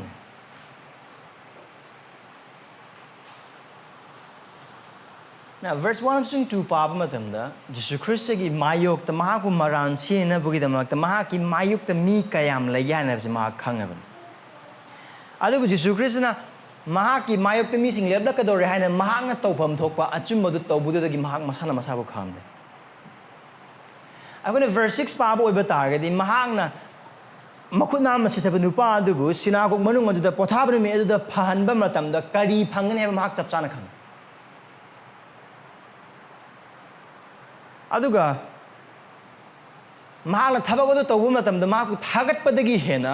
ꯃꯍꯥꯛꯀꯤ ꯃꯥꯌꯣꯛꯇ ꯋꯥ ꯉꯥꯡꯂꯛꯀꯗꯕ ꯃꯤ ꯀꯌꯥꯝ ꯂꯩꯒꯦ ꯍꯥꯏꯅ ꯍꯥꯏꯕ ꯈꯨꯗꯤꯡꯃꯛꯁꯤꯅ ꯖꯤꯁꯨ ꯈ꯭ꯔꯤꯁꯇꯅ ꯂꯣꯏꯅꯃꯛ ꯈꯪꯉꯤ ꯃꯍꯥꯛ ꯀꯔꯤ ꯐꯪꯒꯅꯤ ꯃꯍꯥꯛꯀꯤ ꯃꯥꯌꯣꯛꯇ ꯀꯅꯥ ꯂꯦꯞꯂꯛꯀꯅꯤ ꯀꯔꯝꯍꯥꯏꯅ ꯂꯦꯞꯂꯛꯀꯅꯤ ꯀꯌꯥꯝ ꯂꯦꯞꯂꯛꯀꯅꯤ ꯍꯥꯏꯕ ꯃꯍꯥꯛ ꯂꯣꯏꯅꯃꯛ ꯈꯪꯉꯤ Christ knew his opposer Christ knew he will be opposed and Christ knew the consequences yet ꯑꯗꯨ ꯑꯣꯏꯕ ꯇꯥꯔꯒꯁꯨ ꯏꯁꯣꯔꯒꯤ ꯑꯅꯤꯡꯕꯒꯤ ꯃꯇꯨꯡ ꯏꯟꯕ ꯑꯆꯨꯝꯕ ꯑꯃꯁꯨꯡ ꯑꯁꯦꯡꯕ ꯊꯕꯛ ꯑꯗꯨ ꯇꯧꯕ ꯃꯇꯝꯗ ꯈ꯭ꯔꯤꯁꯇꯅ ꯃꯁꯥꯕꯨ ꯈꯥꯝꯈꯤꯗꯦ He did it ꯃꯍꯥꯛ ꯇꯧꯋꯦ ꯀꯔꯝꯍꯥꯏꯅ ꯅꯨꯄꯥꯗꯨ ꯃꯥꯅ ꯀꯧꯊꯣꯛꯑꯦ ꯑꯗꯨꯒ ꯀꯧꯊꯣꯛꯄ ꯃꯇꯝꯗ ꯅꯨꯄꯥꯗꯨꯅ ꯈ꯭ꯔꯤꯁꯇꯒꯤ ꯍꯥꯏꯕꯤꯔꯀꯥꯟꯗ ꯊꯣꯛꯂꯛꯑꯦ ꯑꯗꯨꯒ ꯚꯔꯁ 4ꯗ ꯖꯤꯁꯨ ꯈ꯭ꯔꯤꯁꯇꯅ ꯍꯪꯕ ꯋꯥꯍꯪ ꯑꯁꯤꯅ ꯍꯥꯏꯔꯤꯁꯦ ꯍꯥꯏꯔꯤꯕ ꯋꯥꯍꯪ ꯑꯁꯦ ꯀꯔꯤꯒꯨꯝꯕ ꯑꯩꯈꯣꯏꯅ ꯖꯁꯥꯏ ꯄꯗ 50 ꯄꯗ ꯑꯃꯗꯒꯤ 3 ꯄꯥꯕ ꯑꯣꯏꯕ ꯇꯥꯔꯒꯗꯤ ꯑꯁꯤꯒ ꯃꯥꯟꯅꯕ ꯑꯦꯀꯣ ꯇꯧꯕ ꯖꯒꯥ ꯑꯃꯅꯤ ꯑꯗꯨ ꯖꯁꯥꯏ ꯄꯗ 51 ꯄꯗ ꯑꯃꯗꯒꯤꯅ 2 ꯐꯥꯎꯕꯁꯤꯗ ꯌꯦꯡꯉꯁꯤ ꯖꯦꯍꯣꯚꯥꯅ ꯑꯁꯨꯝꯅ ꯍꯥꯏ ꯅꯈꯣꯏ ꯆꯨꯝꯅ ꯋꯥꯌꯦꯜꯂꯨ ꯑꯃꯁꯨꯡ ꯙꯔꯃ ꯆꯦꯟꯕꯒꯤ ꯊꯕꯛ ꯇꯧ ꯃꯔꯝꯗꯤ ꯑꯩꯒꯤ ꯑꯔꯥꯟ ꯈꯨꯕꯝ ꯅꯛꯁꯤꯜꯂꯛꯂꯦ ꯑꯗꯨ ꯑꯩꯒꯤ ꯙꯔꯃ ꯆꯦꯟꯕ ꯐꯣꯡꯗꯣꯛꯀꯗꯧꯔꯤ ꯚꯔꯁ 1ꯗ ꯀꯃꯥꯏꯅ ꯍꯥꯏꯕꯅꯣ ꯅꯈꯣꯏ ꯆꯨꯝꯅ ꯋꯥꯌꯦꯜꯂꯨ ꯑꯃꯁꯨꯡ ꯙꯔꯃ ꯆꯦꯟꯕꯒꯤ ꯊꯕꯛ ꯇꯧ ꯍꯥꯏꯔꯤꯕ ꯋꯥꯍꯩꯁꯤ ꯖꯤꯁꯨ ꯈ꯭ꯔꯤꯁꯇꯅ ꯑꯦꯀꯣ ꯇꯧꯔꯀꯥꯟꯗꯅꯦ ꯍꯪꯉꯤꯁꯦ ꯃꯈꯣꯏꯗ ꯄꯣꯊꯥꯕ ꯅꯨꯃꯤꯠꯇ ꯑꯐꯕ ꯇꯧꯕ ꯅꯠꯇ꯭ꯔꯒ ꯐꯠꯇꯕ ꯇꯧꯕ ꯊꯋꯥꯏ ꯀꯟꯕ ꯅꯠꯇ꯭ꯔꯒ ꯃꯥꯡꯍꯟꯕ ꯌꯥꯕ꯭ꯔꯥ ꯑꯁꯤꯒꯤ ꯋꯥꯍꯪꯁꯤꯒꯤ ꯄꯥꯎꯈꯨꯝꯁꯦ ꯑꯉꯥꯡ ꯃꯆꯥ ꯑꯃꯅ ꯐꯥꯎꯕꯗ ꯈꯨꯝꯕ ꯉꯝꯒꯗꯕ ꯄꯥꯎꯈꯨꯝꯅꯤ ꯑꯗꯨꯒ ꯍꯥꯏꯔꯤꯕ ꯋꯥꯍꯪ ꯑꯁꯤ ꯖꯤꯁꯨ ꯈ꯭ꯔꯤꯁꯇꯅ ꯑꯐꯕ ꯇꯧꯕ ꯐꯠꯇꯕ ꯇꯧꯕ ꯊꯋꯥꯏ ꯑꯃꯕꯨ ꯀꯟꯕ ꯑꯃꯁꯨꯡ ꯊꯋꯥꯏ ꯑꯃꯕꯨ ꯃꯥꯡꯍꯟꯕ ꯑꯃꯔꯣꯝꯗ ꯍꯥꯏꯕ ꯑꯣꯏꯕ ꯇꯥꯔꯒꯗꯤ ꯃꯤ ꯑꯃꯕꯨ ꯍꯥꯠꯇꯣꯛꯄ ꯑꯗꯨꯒ ꯃꯤ ꯑꯃꯕꯨ kanba harbani comparison adugulana present ne tawrise amaram haiba oiba taragadi Jisu Christna hangi bu wang se makoi gi apapata khanna bu wakal do yona bane Jesus is asking this question to raise their conscience monitor with tabak sin Jisu Christna chapchana khange aduga lal haiba Jisu Christna khange adu haiba sa se oja sing aduna de Pharisee sing aduna de lal haiba makoi khangje de makoi ne tar be chum mena khale adu Jisu Christna yamna chamba yamna common sense oiba logic yam thada da oiba tar adum khangba ngamba angang ama hangba matan ju khangga do wahang adu mana hang pothaba numita Apatabak toba patabatabak toba. Pothaba numita, apatoba natraga patabatoba, Tawai can manatraga manghanba yabra. The answer is obvious. Adu high basis Jisu Christ comparison namustoit, Karamina. Makoina Udava orbitars so high basis amazing. Jisu Christ na makut nama sitaba, nupa adu panbagi tabagadu, apaba tabagni. Adu makunama sithariba nupa adugi anaba adu wakal power thamdana asomda maramdi ne ngarga lebe khudimak singdu adu phattaba thabani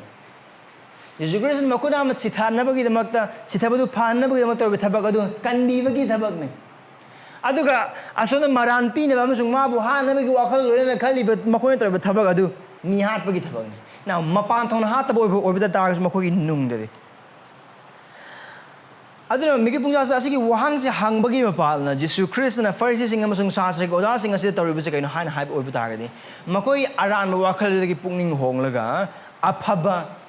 phirep aphaba warep adu lawraga isori aning bagi matung inba choice adu right choice adu lawna nabugi damak mahan achaba tanjal makoi de pibani mahaki thawjal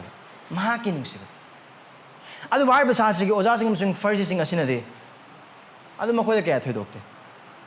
adune yung makoy Pharisee sing amasung sa se oja sing response yung adu wang dugi hek mathang da krele odu makoy 2 minute leram verse 5 mangna sabu verse 4 phawdung adu da maduda makoy na 2 minute leram pa khum do kari no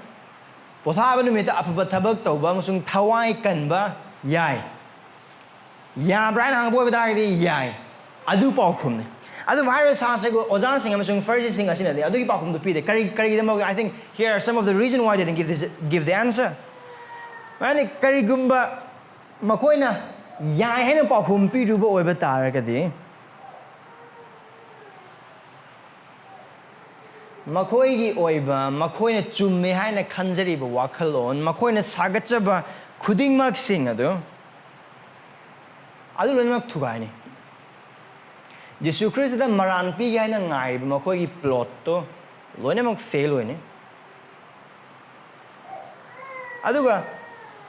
hairiba paukhum do pi bo oiba taraga di makoi gi aphasa gi punsi do yam line expose to makoi na mi sing de pifam dok ba potlum sing pi ga makoi wahali ba khudimak sing do adu do mayam mang sabak phakan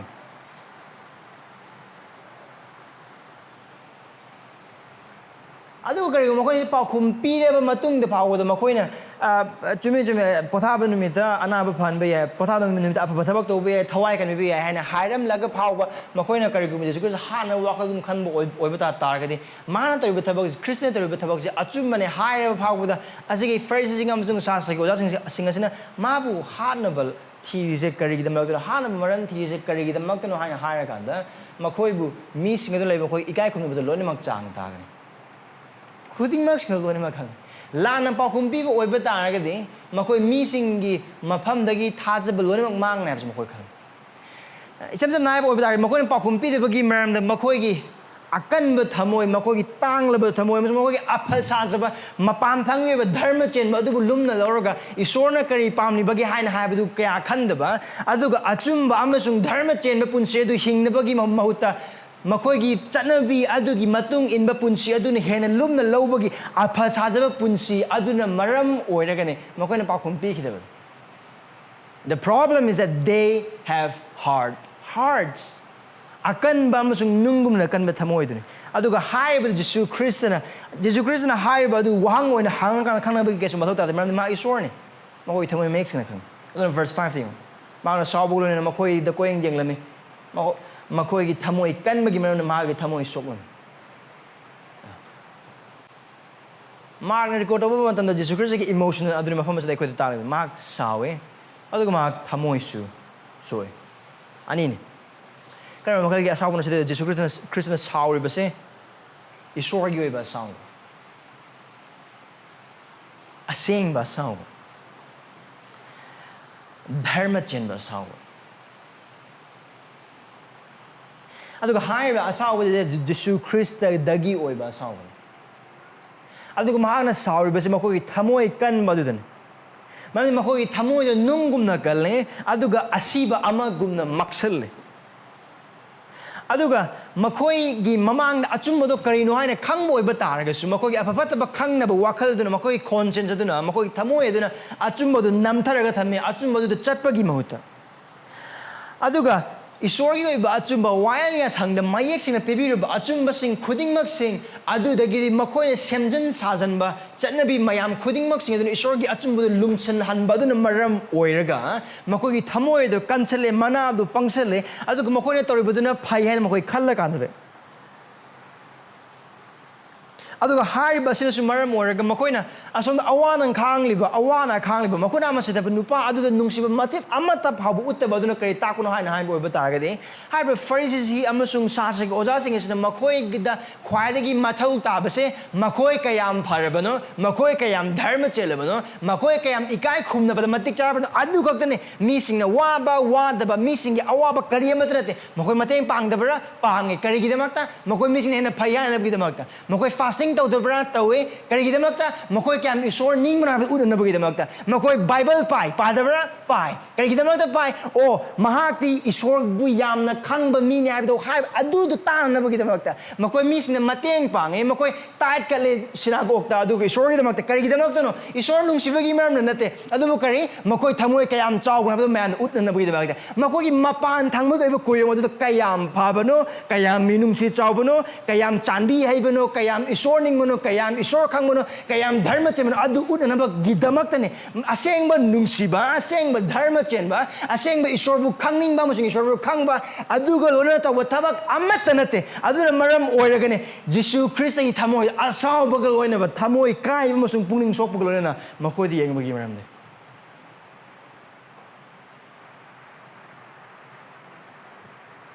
haiba pharisees sing amasung sasri gi oja sing asigi mafam da makoi ne sem kraba chanabi aduga mi amagi thawai do yeng jengna kuma tam da chanabi adu ne hena lum lawe aduga haiba khuding mak sing adugi mapalna makoi ne taujai haina khanba khwaidagi maru oiba khwaidagi isorgi apamba aduga khwaidagi isorgi aning badu makoi taude by doing what they do they missed what is important justice and righteousness Isor na magi missing nagi pamba achumba wakalo na masung dharma chenma punsi adu khaktang sinatan haiba pharisees sing amasung sastra gi oja sing asina makoi gi akan ba thamoi amasung makoi gi aphasajaba punsi amasung dharma chenba saba punsi khuding mak sing aduna maram oraga makoi na mangbodo karino Jisu Christ gi aphaba adugi mahau tangba makoi phangkide they fail to taste the goodness of Jesus Mayam pun mafam dana imung dana ama church dana ama kanam tala ite mafam dana ama adagi punsi sigi ni sing hingis phajaba phizol setle aduga mai thong na mon minok ama dum thamme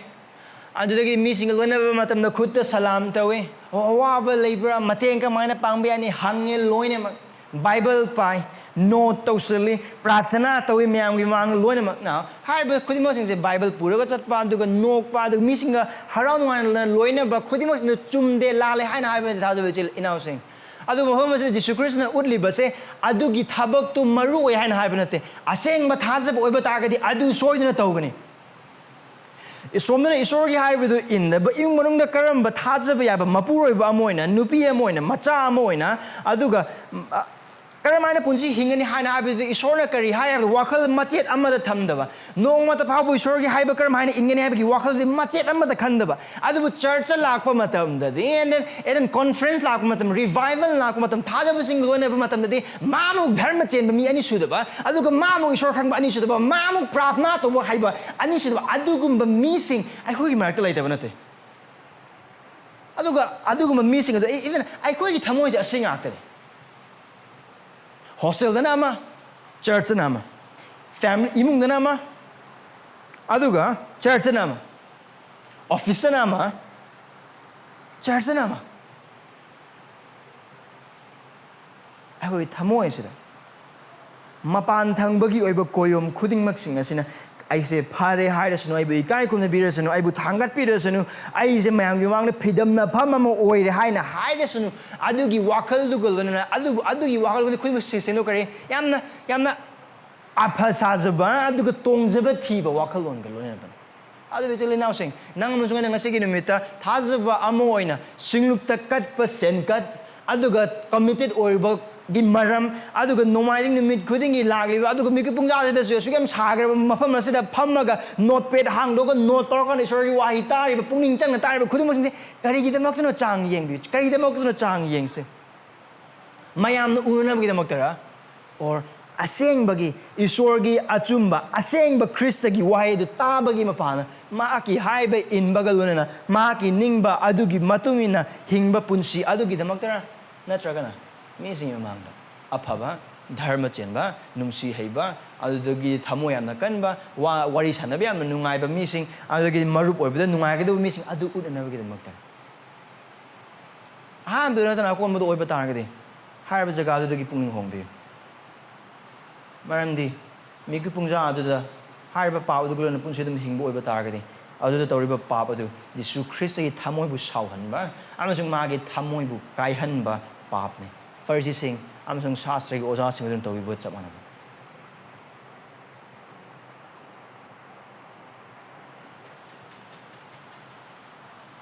ꯍꯥꯏꯔꯤꯕ ꯃꯇꯝ ꯑꯗꯨꯗ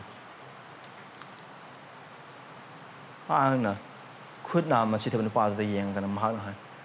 ꯅꯈꯨꯠ ꯇꯤꯡꯊꯣꯛꯑꯣ ꯉꯁꯥꯏꯗꯒꯤ ꯑꯗꯨꯝ ꯌꯦꯡꯉꯛꯄ ꯃꯇꯝꯗ ꯈꯨꯠ ꯅꯥꯝꯃ ꯁꯤꯊꯕ ꯅꯨꯄꯥꯁꯤꯒꯤ ꯃꯑꯣꯡꯒ ꯐꯔꯤꯁꯤꯁꯤꯡ ꯑꯃꯁꯨꯡ ꯁꯥꯁꯇ꯭ꯔꯒꯤ ꯑꯣꯖꯥꯁꯤꯡꯁꯤꯒꯤ ꯃꯑꯣꯡꯒ ꯌꯦꯡꯕꯤꯌꯨ ꯐꯔꯤꯁꯤꯁꯤꯡ ꯑꯃꯁꯨꯡ ꯁꯥꯁꯇ꯭ꯔꯒꯤ ꯑꯣꯖꯥꯁꯤꯡ ꯑꯗꯨꯅ ꯖꯤꯁꯨ ꯈ꯭ꯔꯤꯁꯇꯅ ꯍꯥꯏꯕꯁꯤꯒꯤ ꯃꯥꯌꯣꯛꯇ ꯂꯦꯞꯄ ꯉꯥꯛꯇꯅꯤ ꯃꯄꯥꯟ ꯊꯪꯕꯗꯗꯤ ꯀꯔꯤ ꯃꯈꯣꯏ ꯙꯔꯃ ꯆꯦꯟꯕ ꯃꯤꯁꯤꯡꯅꯤ ꯙꯔꯃꯒꯤ ꯃꯤꯁꯤꯡ ꯃꯈꯣꯏ ꯄꯥꯁꯇꯔꯁꯤꯡꯅꯤ ꯃꯈꯣꯏ ꯃꯤꯁꯅꯔꯤꯁꯤꯡꯅꯤ ꯃꯈꯣꯏ ꯏꯚꯦꯟꯖꯦꯂꯤꯁꯁꯤꯡ ꯑꯗꯨꯒ ꯁꯤꯡꯂꯨꯞ ꯈꯔ ꯆꯔꯆ ꯈꯔꯗꯗꯤ ꯑꯋꯥꯡꯕ ꯃꯐꯝꯗ ꯐꯝꯕ ꯃꯤꯁꯤꯡꯅꯤ ꯃꯈꯣꯏ ꯈꯨꯠ ꯑꯃ ꯁꯤꯊꯕ ꯅꯨꯄꯥꯁꯤꯅ ꯀꯅꯥ 이점 미 마디 그들 크리스나이 라오 톨로 하면 마 톨래 아주 시 뭐 아시다 주가 돼 너고 띵토 마마 고 띵토 아무나 그리 크리스기 하이베 있네 아무나 그리 크리스기 하이베 일 아들 뭐 하면서 내가 우버방에 미오이 아니 response 아니 아두가 consequences 동안 막하다니 First Jisu Christ why could must ye and never get them to Tamo, I can't do the maram or a can around decision of them lower with them. I do Makunam said when you pass it. He bummed the people, Amanico Mark hung the Mark Hangman. And the first Emerson Sasek or just sing body language, more diminished Jisu Christ and hungry one could mox the people money mark Yan so than Tarman. I visit I also look over targeting. I never might over. Ma can't be a walk into. I could now must Siraga could not Masiraka and Punji him was if a Karigumas high was Hasek or just in a Sabbath to Gabagi, the Maktan and I want Iran Silaka, I had over the Kamito. Can't be a walk and say, could she have been a pardon? Sasek or just him soon sing a yank with the Sugris as in a high but I imagine missing and I can't I do ever target housing. I want to carry it. I can't be a walk on man. I do get a high new personality. Jamna. Jisu Christ why could mox into the Mahak haiba illi. He simply listened to Jesus and he obeyed Jesus. Other consequences are going to urakani. First sing amasung sasek oja sing adunadi Jisu Christ ki tawba ngamba pangal makoi punsina uba phangde adu makut nam sithab nupa adunadi Jisu Christ gi phahan biba Jisu Christ gi sokpi ba adugo Jisu Christ gi nungsi biba adugi mahak tangba phang makut nam sithab nupa aduniyo kai adugo mahar ma gi makut habidi Christana makut nam sithab gi makut adu nakal ama aduga manana phan birame Karigidam Makuna Makuna Masita Panupagi Makut Namasita Paribase, Jisu Christ ki haiba ilaga magna tau haiba thabak ado mahak kari phangani kari ogi akibe mayam chingneba mayam leiba oiba taragsu hoi Prabhu nang haiba ni hani tingthokpugi maram ma ki makuna am sitaba na ba phagiba ado asomda lehriba kangbu sing farji sing amasung sasagi oja sing sina kari aina khalisina hena phai nang ishwari orambe yai nang Jisu ni na ishwari orambe yai ado hingi jidi aina hingmane ai imung manung da hingi jidi aina hingmane Prabhu nang hingmanate Prabhu ai tungi punsi kari oigadu ino haiba jidi aina semjagado ne kanana semne aina sembadi Prabhu nang thokbira kana sembi kadu buju kaisunate Prabhu nang na yade haiba budi gangi adu ai thamoina pamjarure ai thawaina khoida jarure aduna ai thamoi kaibagi amasung asida tawruba matam aina tengnagado ai thamoi kaiba ikaiba izzat mangba khudima Prabhu nang na khangba janate aduna ne aina tawrise farsi singum mane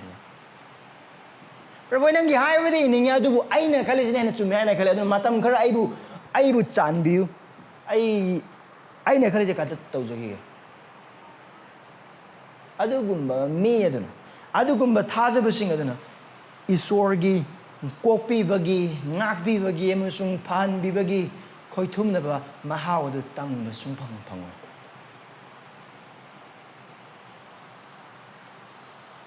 Verse 6. Anaw do pale. First thing amusung sasego sing matungin Jisu Christ do Sabbath thugay. Adu mo ko mikupung jado Jisu Christ do bang makari madalaite. Verse 6 kadawe. Haiba first thing sense athoki duna Herod ki missing. Matam madu da panba missing ade. Herod Agrippa. Haiba Herod adugi missing galona na Jisu Christ sakra maina hat kane na mo wata na. Now matam du lemba Jew gi bachana bi sing amasung Jew macha singna laiba wakhal no du khangba singi da makadi kaino tawri jaina Wahang hangbiaba. Mapamon. Herod ki missing ga watanari basi first sing. Jew macha sing ne. Adu somne Rome ki missing. Now Rome na Jew ki mathakta palaga leiba sing. Adu na first sing na Rome ki sarkar ga punsin naraga karigumba thabak ama tawminage na wakal khalai se. Oipham thokwa manade. Adu ga asise ngakningai ba coalition naman. Mani Pharisee sing say Herod ki mayok to labor Rome ki sarkar ki mayok to labor missing Pharisee sing aduga Jude apuma aduga moina ngai risina Messiah do laga makoi bu Rome ki sumnam sasan dai kan bigini adune Mathibu kaubu matam da koina tamina kraba du gumna Mathibu anthani yengbagi maramdi ma Herod ki thabak to bun pa ma tax collect to di do Khasna ko mi Herod ki demak tan aduna Jew macha sing na aduga Pharisee sing na aduga sasagi oja sing na khwai kandi be da phabu matik cha da papi amoni yeng but now see hum jidari haiba Rome gi sarkar ge khucham na ba mi sing adu hanthana yeng ba musung papi ni haina kan ba Pharisee sing asina ne haiba Herod ki mi sing asi ga na Jisu Christ bu hatok na ba gi demak ta plan si lis kari demak ta why Yes, animakta they have one common goal. They have one common goal, and that is Jisu Christ bu hatopa. Ma lotion give. Magi achumba sing mo koi taba gamde aduga makoi na achumba sing do haiba inda bana mara morakam de sorge achumba do Krishna hairak ba khuding makoi gi nung dum kakak dum thilla kana dum naga do ri dum ikai ba dum phanga do ri adu mi sing mang de moi gi popularity adum handhara ka do ri adu ga Jisu Christ hatokpa adu thada bisil ina sing haiba Jisu Christ ga sasra gi oja sing Pharisee sing asiga talk about conflict ase Adagi pothabra me the talk about conflict ase Jisu Christ na Golgotha gi ching adu tang chatna bagi da makta mahak na chatpa hor ma ki khongsana ma ki lambi amne The conflict results in our Savior's slow but sure journey to the cross of Calvary Adu ga Golgotha gi ching adu da ma ki mi sing da makta mangon da thazar ka do mi khuding ma ki da makta makoi pap ki bandi dagi kanbina bagidam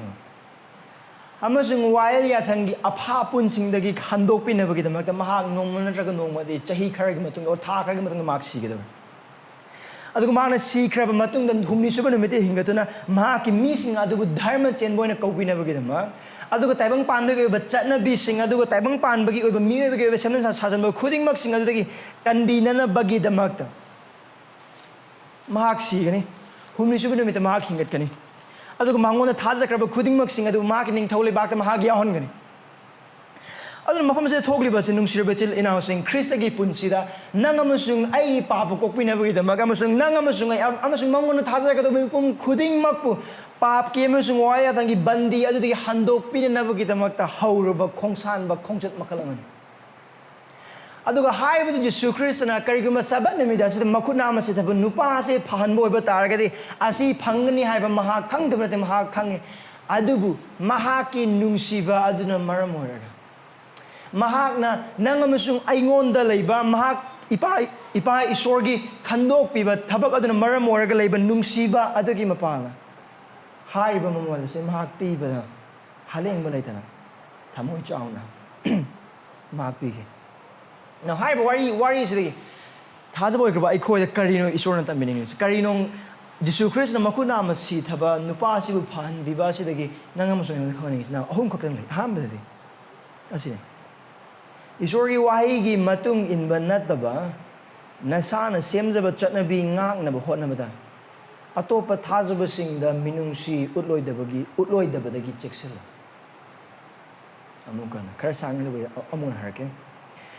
Isorgi waheigi matung ina nataba nasana semjaba chatnabi ngaknaba hotnabada atopa thajabasingda minungsi utloidabagi cheksila Beware of failing to show compassion to other believers while concentrating on your made-up tradition which is not according to God's word. Beware of failing to show compassion to other believers while concentrating on your made-up tradition which is not according to God's word.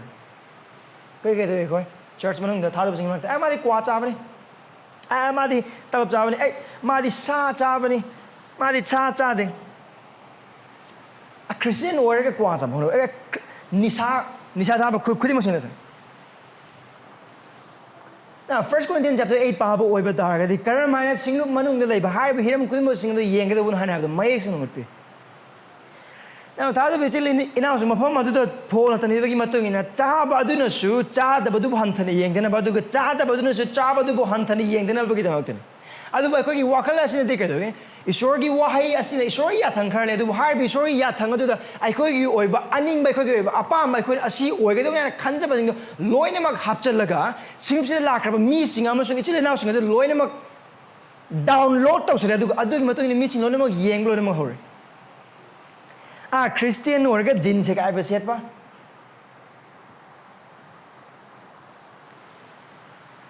adagi isori wai kar khang ba wa mi sing theng na bo oi ba dai ka Christian orga se bu khang da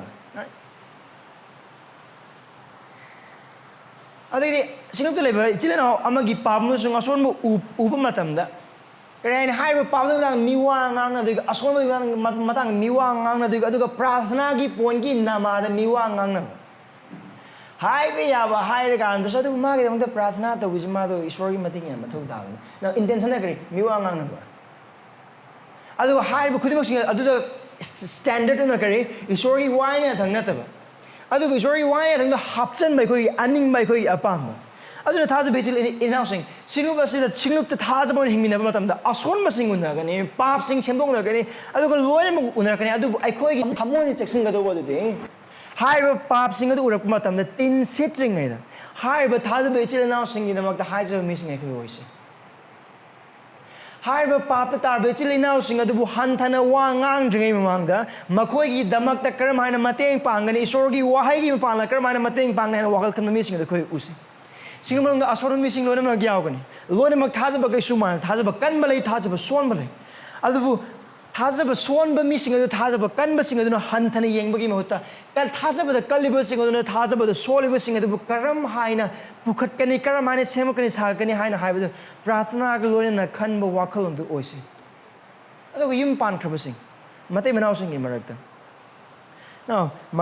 mapuroi oiriba amasung nupi oiriba du pap chen mi sing akni luhong matamda ishwargi mangna amasung sinumuki mangda sakiba wasak adu pap chen ba ani na ishwargi mangna sakiba wasak ni amasung maki pap kulana adum lakpane amasung maki pap kulana adum lakpane ani mag luhong ba matamda haksang ani do amatang oiba targasu papi ngaktani aduna pap sing lei pungning hongdo ba pap sing lei pungning hongdo ba ason ba sing lei khuding mak sing adu ai khoi khang mata dai maramdi kan hai na hai bo ba ta gadi karigum na ha ki nupi gi ason ba adu semga pibagi mauta chumthok pibagi mauta adu nungsin tak pibagi mauta asoi ba thillaga ngang ba dum ngare ga lei bo ba adu asoi ba dum mateng pangsan pibagi mauta hena chaina na ba adu hantan yeng maram dum thibo ba ta gadi adu pap ni adu ka nupi sing aso soidan mapuroi boy ba du mioi bane pap cheli bane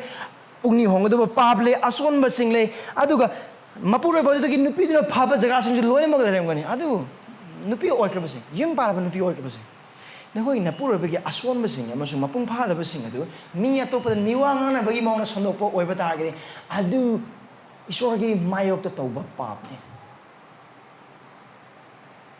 Naki nupi nga taga naki nupa ki aswan ba du mayang gi mamang khanga sanai na haiba khanga sanai tauba adu nupi na suma ki nupa du mayang gi mamang ikai sano haina wangang ba adu nupa na nupi adu mayang gi mamang ikai sano wangang bo ba ta adu Christian matai manao amo oina taugo ba masung hinga ba punsi mahing natte Ishwarna uhanbir ba aswan ba khuding mak sing adu miwangang na ba natte asoi ba khudom bi thilakanda khana na ba masung chaina ba gidama natte adu ishwar gi waheida laglaga aswan ba khuding mak sing ma gi wahai gi mang putho kanda pungning hong ba pap sing adu gi pungning hong ba mateng pangna na ba gidama tane miwangang na ba natte khudom bi thilana ba natte adu yim pal ba nupa sing amasung nupi sing karamana na nupa sing karamana na ke nupi sing adu nungsi ba ga ba do ngasi gi mi wakhal tawbi adu nupi sing na kramana na ki napur bagi makha poli bagi hana haibadu hiram khuding mak sing asida urakpa ason ba sing mapung pha da ba khuding mak sing aduda chanbi haiba gal loina na akhang kan ba nungsi ba gal na sembat pa sagat pa adu ishwargi apamane haibadu ne pharisee sing amasung sasri oja sing adu tawkhida ba adu Christian amasung ishwar ma ki wahai ma pala pam ba de sine ibung ma na kari ai hak irat pot pam de haiba inba adu ne adu haiba in ba do karino achumba tauba dharma chema ki punchide hemba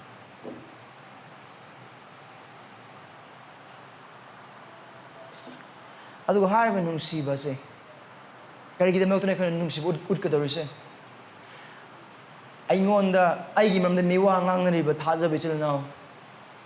adu ga ai khoi gi imung da tatana khanna ba huba like ishor khang da ba mi adu ga aning ba ai gi nahaki aning ba khang da nahaki aning kya khang bi da ba nahaki nupi nahaki pa ma kya khang bi da ba nahaki nupa khudi mok sing kai man nahak asing mo Christian oi ba ta ga di kai gi mok nung sibu ut ka dori ba se marni thaja be chil naw sing Asengba Christian pap chen ba nangam sung ai ngona mahaki nung siba du cross ma ta khoi da ma ga sibi ba gi ma pa na upi ba gi maram ne Christ the Holy One has shown his compassion towards us by dying for us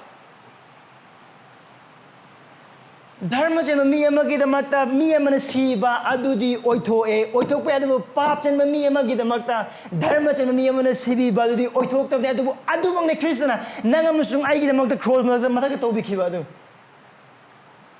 ai koi ishwar gi nungsi ba da matik cha mi kana ama ta nate ai koi gi pa ba du ga har bo ba ta ai koi norok phang ba da matik cha ba mi sing ngak te ne landri ba kana ama te yaw de koi gi marak ta asoi ba tawdri ba kana ama te yaw de ai koi nomo gi pul da wakhal na khut na thabak na thamoi na mi sing na uba matam da su uda matam da su uba maong da uda maong da ai koi pap tawi pap ke no mani si ba ne norok ne adu haiba matam aduda isorgi norok phangda matik changi matam aduga aikhoibu asengba makedi aikhoibu wayan mada matik chabadu isorni Christian mamde aikhogi pap khibang mahaki mayok thani adu haiba asengba isor aduna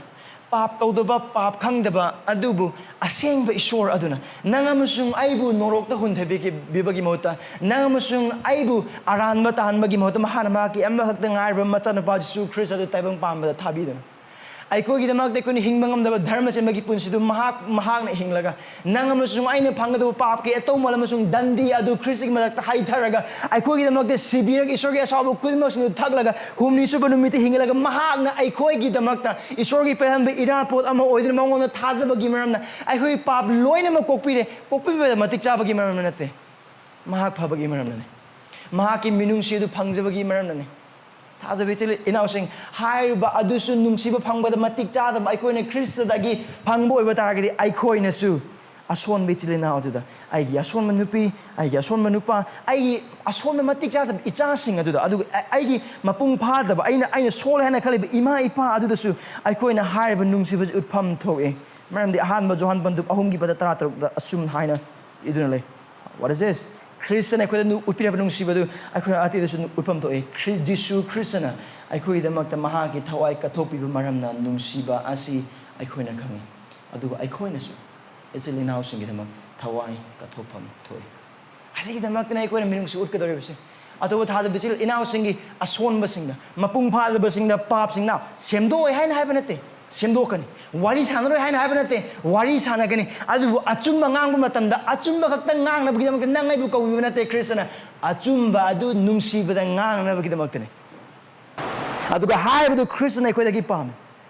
Adu high with Numsibasima. Adu Bisil now sing ham, they could have Ichil now singing Mark Utkadoga, Anisha, Mang Batawai singing Mapunda. Now, Nagi Tamoy Kahan by Shore Kangdra Maru, Aduganangon Tatana, Ayet Papi, Nagi, Shore Kangdra Maru, Amas Nangon, Ayet Papi, Bakaraka, missing Mayam, my owning the ocean, Adu Hire, Kudi Moxing, Ishore, I could Palmas and Makoi, the Minung Sutpa, Mammy Chris, a yaw the boy, but I got Makoi Sea and Norok the Chutkin. Nangamusunga Tazabagim upon Norok the Gay and Beer. Nungsiba the Queen upon there, Nungsiba the Pipumto. Anisha the Lalhan bineba mi yam labasu, Jisu gi haiba maramdi maduda asing harawale. By way of application here, there's second one. Jisu Christ ki punsi, amasung makuna amasita nupa adun toki batapadu yang gimapan. Lalhan bineba mi yam labasu, yet bineba mi yam labasu, ikai haneba mi yam labasu, aduga yaitu neba mi yam boy batargasu, Jisu gi haiba ilu. Maramdi maduda asengba harau balay. Obey Jesus even amidst condemning people, for there is real joy. Adu bitul na aseng harau bang mamasung aseng manung arabido khangning bra adu oiba target Jisu Christ gi haiba do ilo haiba inbadu gi maramna phangning ba ikai ba phangjunu manghaning ba mi mayam laksu taibang pan ba pum na ki mayok to le poiba target Jisu Christ gi haiba inbadu gi mapal na aseng harau phangna taibang pan awaw phang oiba target Ingo haiba kudimok sing aduna haiba kudimok sing dekon makuna mas sithabanu pawdagi ubang ma hiram kudimok dida Jisu Christ gi haiba ile khalaga yung Jisu Christ sina ko da changai ne meang marta ma phamagre ne Jisu Christ nang thoklo adu ma kare phamne kai I wonder kauri je but he came out ma thokle ma lepe ma haiba ile wahal khalaga yung ngai hakta thokpo tholo kai no Makuna mas sida benupado Jisu Krishna hal. Kaya makuna mas sida benupa sina Jisu Krishna haiba adu. First sing buki raga, sastra ko ja sing buki raga. Adu mana phangba ya ba awa sing buki raga thoglak amda bo oiba tar kade. Mana ba pharang dara. Mosla mana ba kasu pharamo. Jisu Krishna gi nungsiba mahau de mana kasu tat amamo. Ma kasu tangamo de. Adu mana Jisu Christ gi ahau bo mahau mahaki thajabe ba musung mahaki nungsiba adu mahaki phanbiba gi mahau adu mana tanghiba gi maramdi akiba mayam sing adu gi maraktagi ayet pa leiba mayam sing adu gi maraktagi lal hanbina leiba mayam sing khudimok sing adu gi maraktagi Prabhu na haibani aduna Prabhu gi haibani aina ilise ai kariyama da khangde aina khang haiba bo asini Nazaret ki Jisu Meegi Macha Nupa oiriba Sabbath ki mapu aduna ai tholo haiba gi ai thokpane ai kuting tho haiba ai kuting thokpane adu gi yong age na bada ta da bichil na so nungti me khuding ma ki ai ko thajbagi punsi hingba matam masida Aikoina lawgadaba phirep singna ikoi koisel adu aikoina lawgadaba phirep khudingmak singdo haiba ani asidane Christagi haiba ingadra or Christagi haiba iloidra imung manung yengsan boy kira college set boy kira marup sing loina boy kira or punsi sini hingma maong oy kira paisa tan ba maong dagi hauraga thajabasing loina ba maong dagi hauraga thajabasing loina ba maong dagi hauraga hiram khuding makta only two question karamba question Christagi haiba ingadra or Christagi haiba ilodra anido khaktane adu thajaba mo ne khona tom thodi kai no achumba isorgi mangda achumba ne haina khankraba adu tawbani nangam sungai ne logo do phire ba adi oining ba oiba taragasu phangning ba ikai ba phangba oiba taragasu aduga mi singna wathai lan thejan ma mayam phangba oiba taragasu thajaba amoina aigi Prabhu do Krista oiba maramna aigi Prabhu gi haiba ingani Tongan mong like punsi asina magi haiba ina bida mo kay samsam haiba oiba taragadi singlo amada yauduna thajabi aba member mo oiba adug member oiba matung nesu thajabi yaba artha oiba artha thok member mo oiba pira krab responsibility khui musna thajabi ana lo now choice ani will you do it adu tawgada thajabi ana or toroidra Krista ke pamadi kari thajabi yaba member oiba aduga hakchang gi pamuduna kari yaungan hogadiba nganta sakadiba chair semjingadi o mayam chanagra matungna mung lehogadiba akamai to na ani two choices which choice will you take karamana nang musungena logodi se aseng matha saboi batagadi ahan buduni akon budunate asi kaltung sunu natana Krista gi tung in matamna maha gi tung thajabian innabugi damakta aikoi logdo phirep single now aikoi gi magda thajadaba imung manungdagi tholakpa mi single adu kari oiba tarage so thaja bichil ina usunga si nahak amusunga hang na khange Krista gi tung illabadi awaba nangani cross pugani ikaiba nangani chaigani ngangani pugani aduga hat pa phabusu yai adu Krishna mahaki sebo oikraba singdagi hairise Christian oikraba khuding mak singdagi hairise cross puduna mahak masana masabu yazaduna in makamani Jisu Krishna kana gumna gi tungin boy bada mahak masana masabu yazaduna aduga cross position church sang lakpa matam aduga faithful member amo oiba matam da imung dagi isor khangdeba mi singdagi isor khangdeba marungpang singdagi ikaiba nangba chaiba thangba phuba oithokpa mani phangba yai thajaba yaba Christian aduga thajaba yaba taibang panbagi mi oiba oithokte it is impossible to be a faithful Christian and a faithful worldly man you should be either one of them not both ani oiba amata yaroi Jisu Christ ki tung thajaba yana ingira or taibang panbagi mayo ka laikira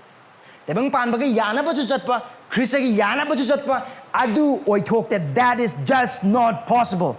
maram Jisu Christ na kare kanagumana ai gi mingi damak mathawai mangjabadi madu mahak na kanjagani adu mahak mathawai kanjani ba mahak aduna mahak ki mathawai adu mangjagani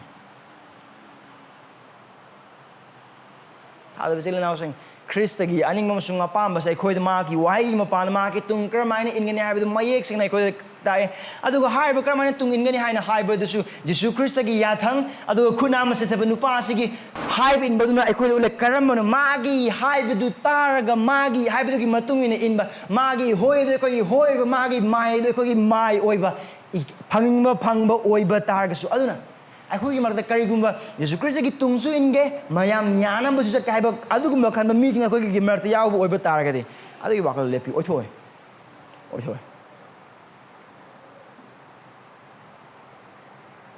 Isorgi losing adu gi mang da akhoi pang se marne miyo ba gi losing adu da gi isorgi apang ba du ne he na sing ba hele yamna logical oiba asi thodi asi khangani asi thodi asi lakani adu khan wakal khuding mak sing do Krista gi tungin matam dang amtang thadok pi chan bi dona khud nam se thaba nupa asi gumna Prabhu na haibane dona ai tawguni haina haiba adu gumba adu ai khoi hoise Krista da thajbe du ma ki haiba in bi adu kari madu lum namasung lu na thokpo oiba targadi haijabi Prabhu dagi pangal bi Prabhu ayana gi haiba di ninga du ai thamoi da asigi akiba sele ai na ki thadba singa toina punbo oiba targadi adu ga ai gi matam sing makhoi pi oiba targadi Prabhu ai gi lairik pa ba matam phangoi dhan ai he ki Prabhu ai gi mong na chairakadra haina ai he ki Prabhu ai ngong hena wagadra haina ai hena ki ai gi mong izat mangadra haina ai ki Prabhu ai gi akiba khuding mak sing na ki na phumda kachinjari ai bu mateng pangbi adu nang ma songa gi prathna hoge dawni let's obey him Krista gi haibilo Krista gi tungelo magi mingi damakta amang ba sing do ai khogi damakta tongjabane marande haibo ko gi asengba harau balai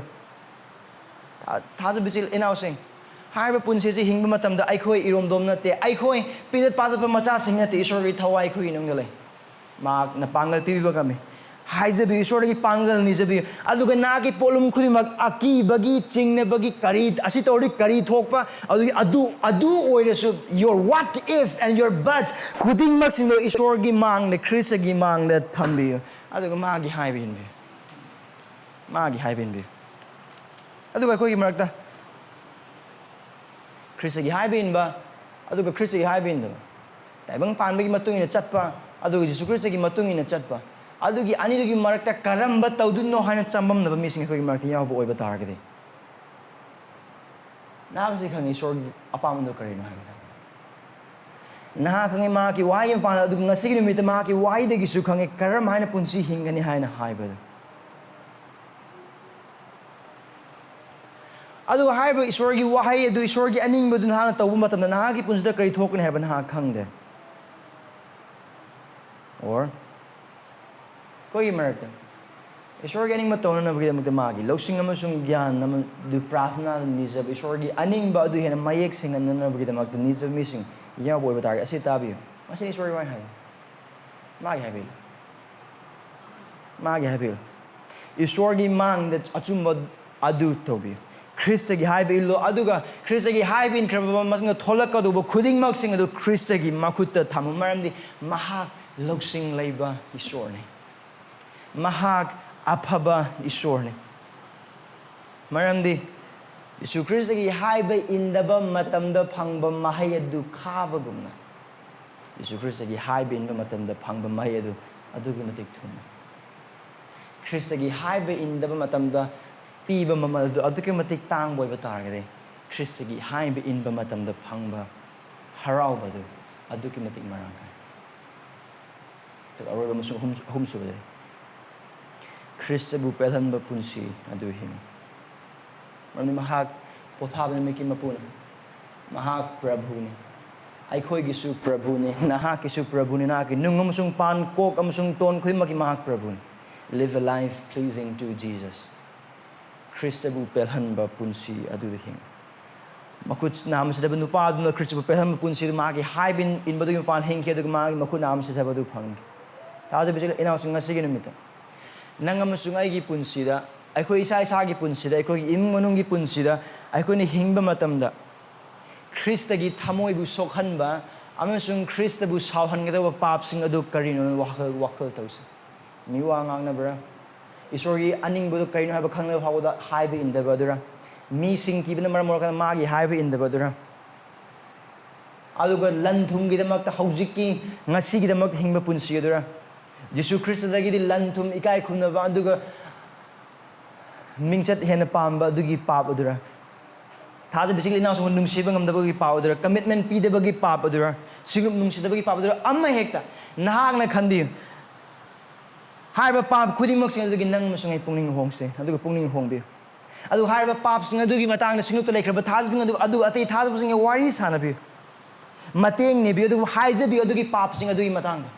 actually now asigi pap se engon da lei adu basi sorge pap mana haiba khangi ai bu mateng pang bi ai gi dhamak ta haija bi aduga karigumna asigum na gi pap ki matang da na ki ason bagi matang na wari sana ba yaba mi leita boy batar gadi isor gi prahana da mi thi maram di adugum punsi adu isor na pam na ka accountable hold to the missing thibi isor gi Krista gi apen bagi punsi adu gi matung ina na ki punsi hingbi aduga aikhoi gi marak te yaw kra isor bu khangdriba marup sing na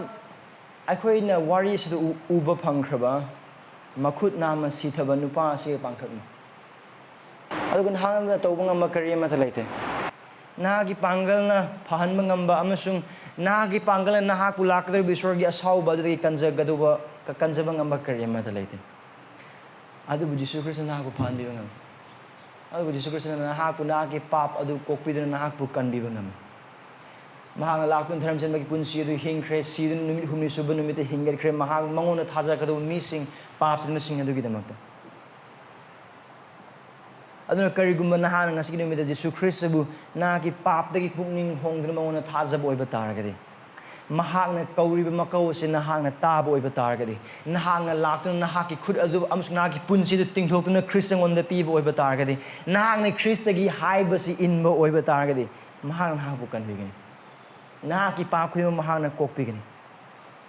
adu gari nahakna Jisu Christagi haiba si indaduna nahaki akiba khudima sing pisunduna Jisu Christ bu thasda bida nahak sikiba oiba targadi nahaki pap ta sigani aduga nahak norokta lomman haidana punsi hingin ai gening bam sungai gi prathana di nahakna Jisu Christ bu ngasing numi sada haiba induna nahakna kanbiba phangbadani Christ da lakpi ngasing numi ta thazaduna ramdi Christa asi nahak bu kanbiba ngamba Prabhu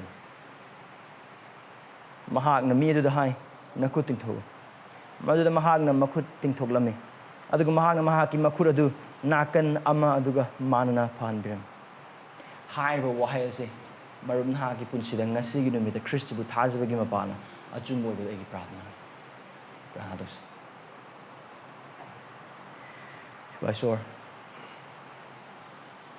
Prabhu ko yapang mamusong ko ipapsing Prabhu ko dagi nahak hina sing nangon dagi ko hina sing ni haina kan ki ba ko ipapsing adu nahaki wahai gi mapana ko upi bagi namang thagatser pa ko apang ba Ang pamsing sing nanan kopi. Prabhu ko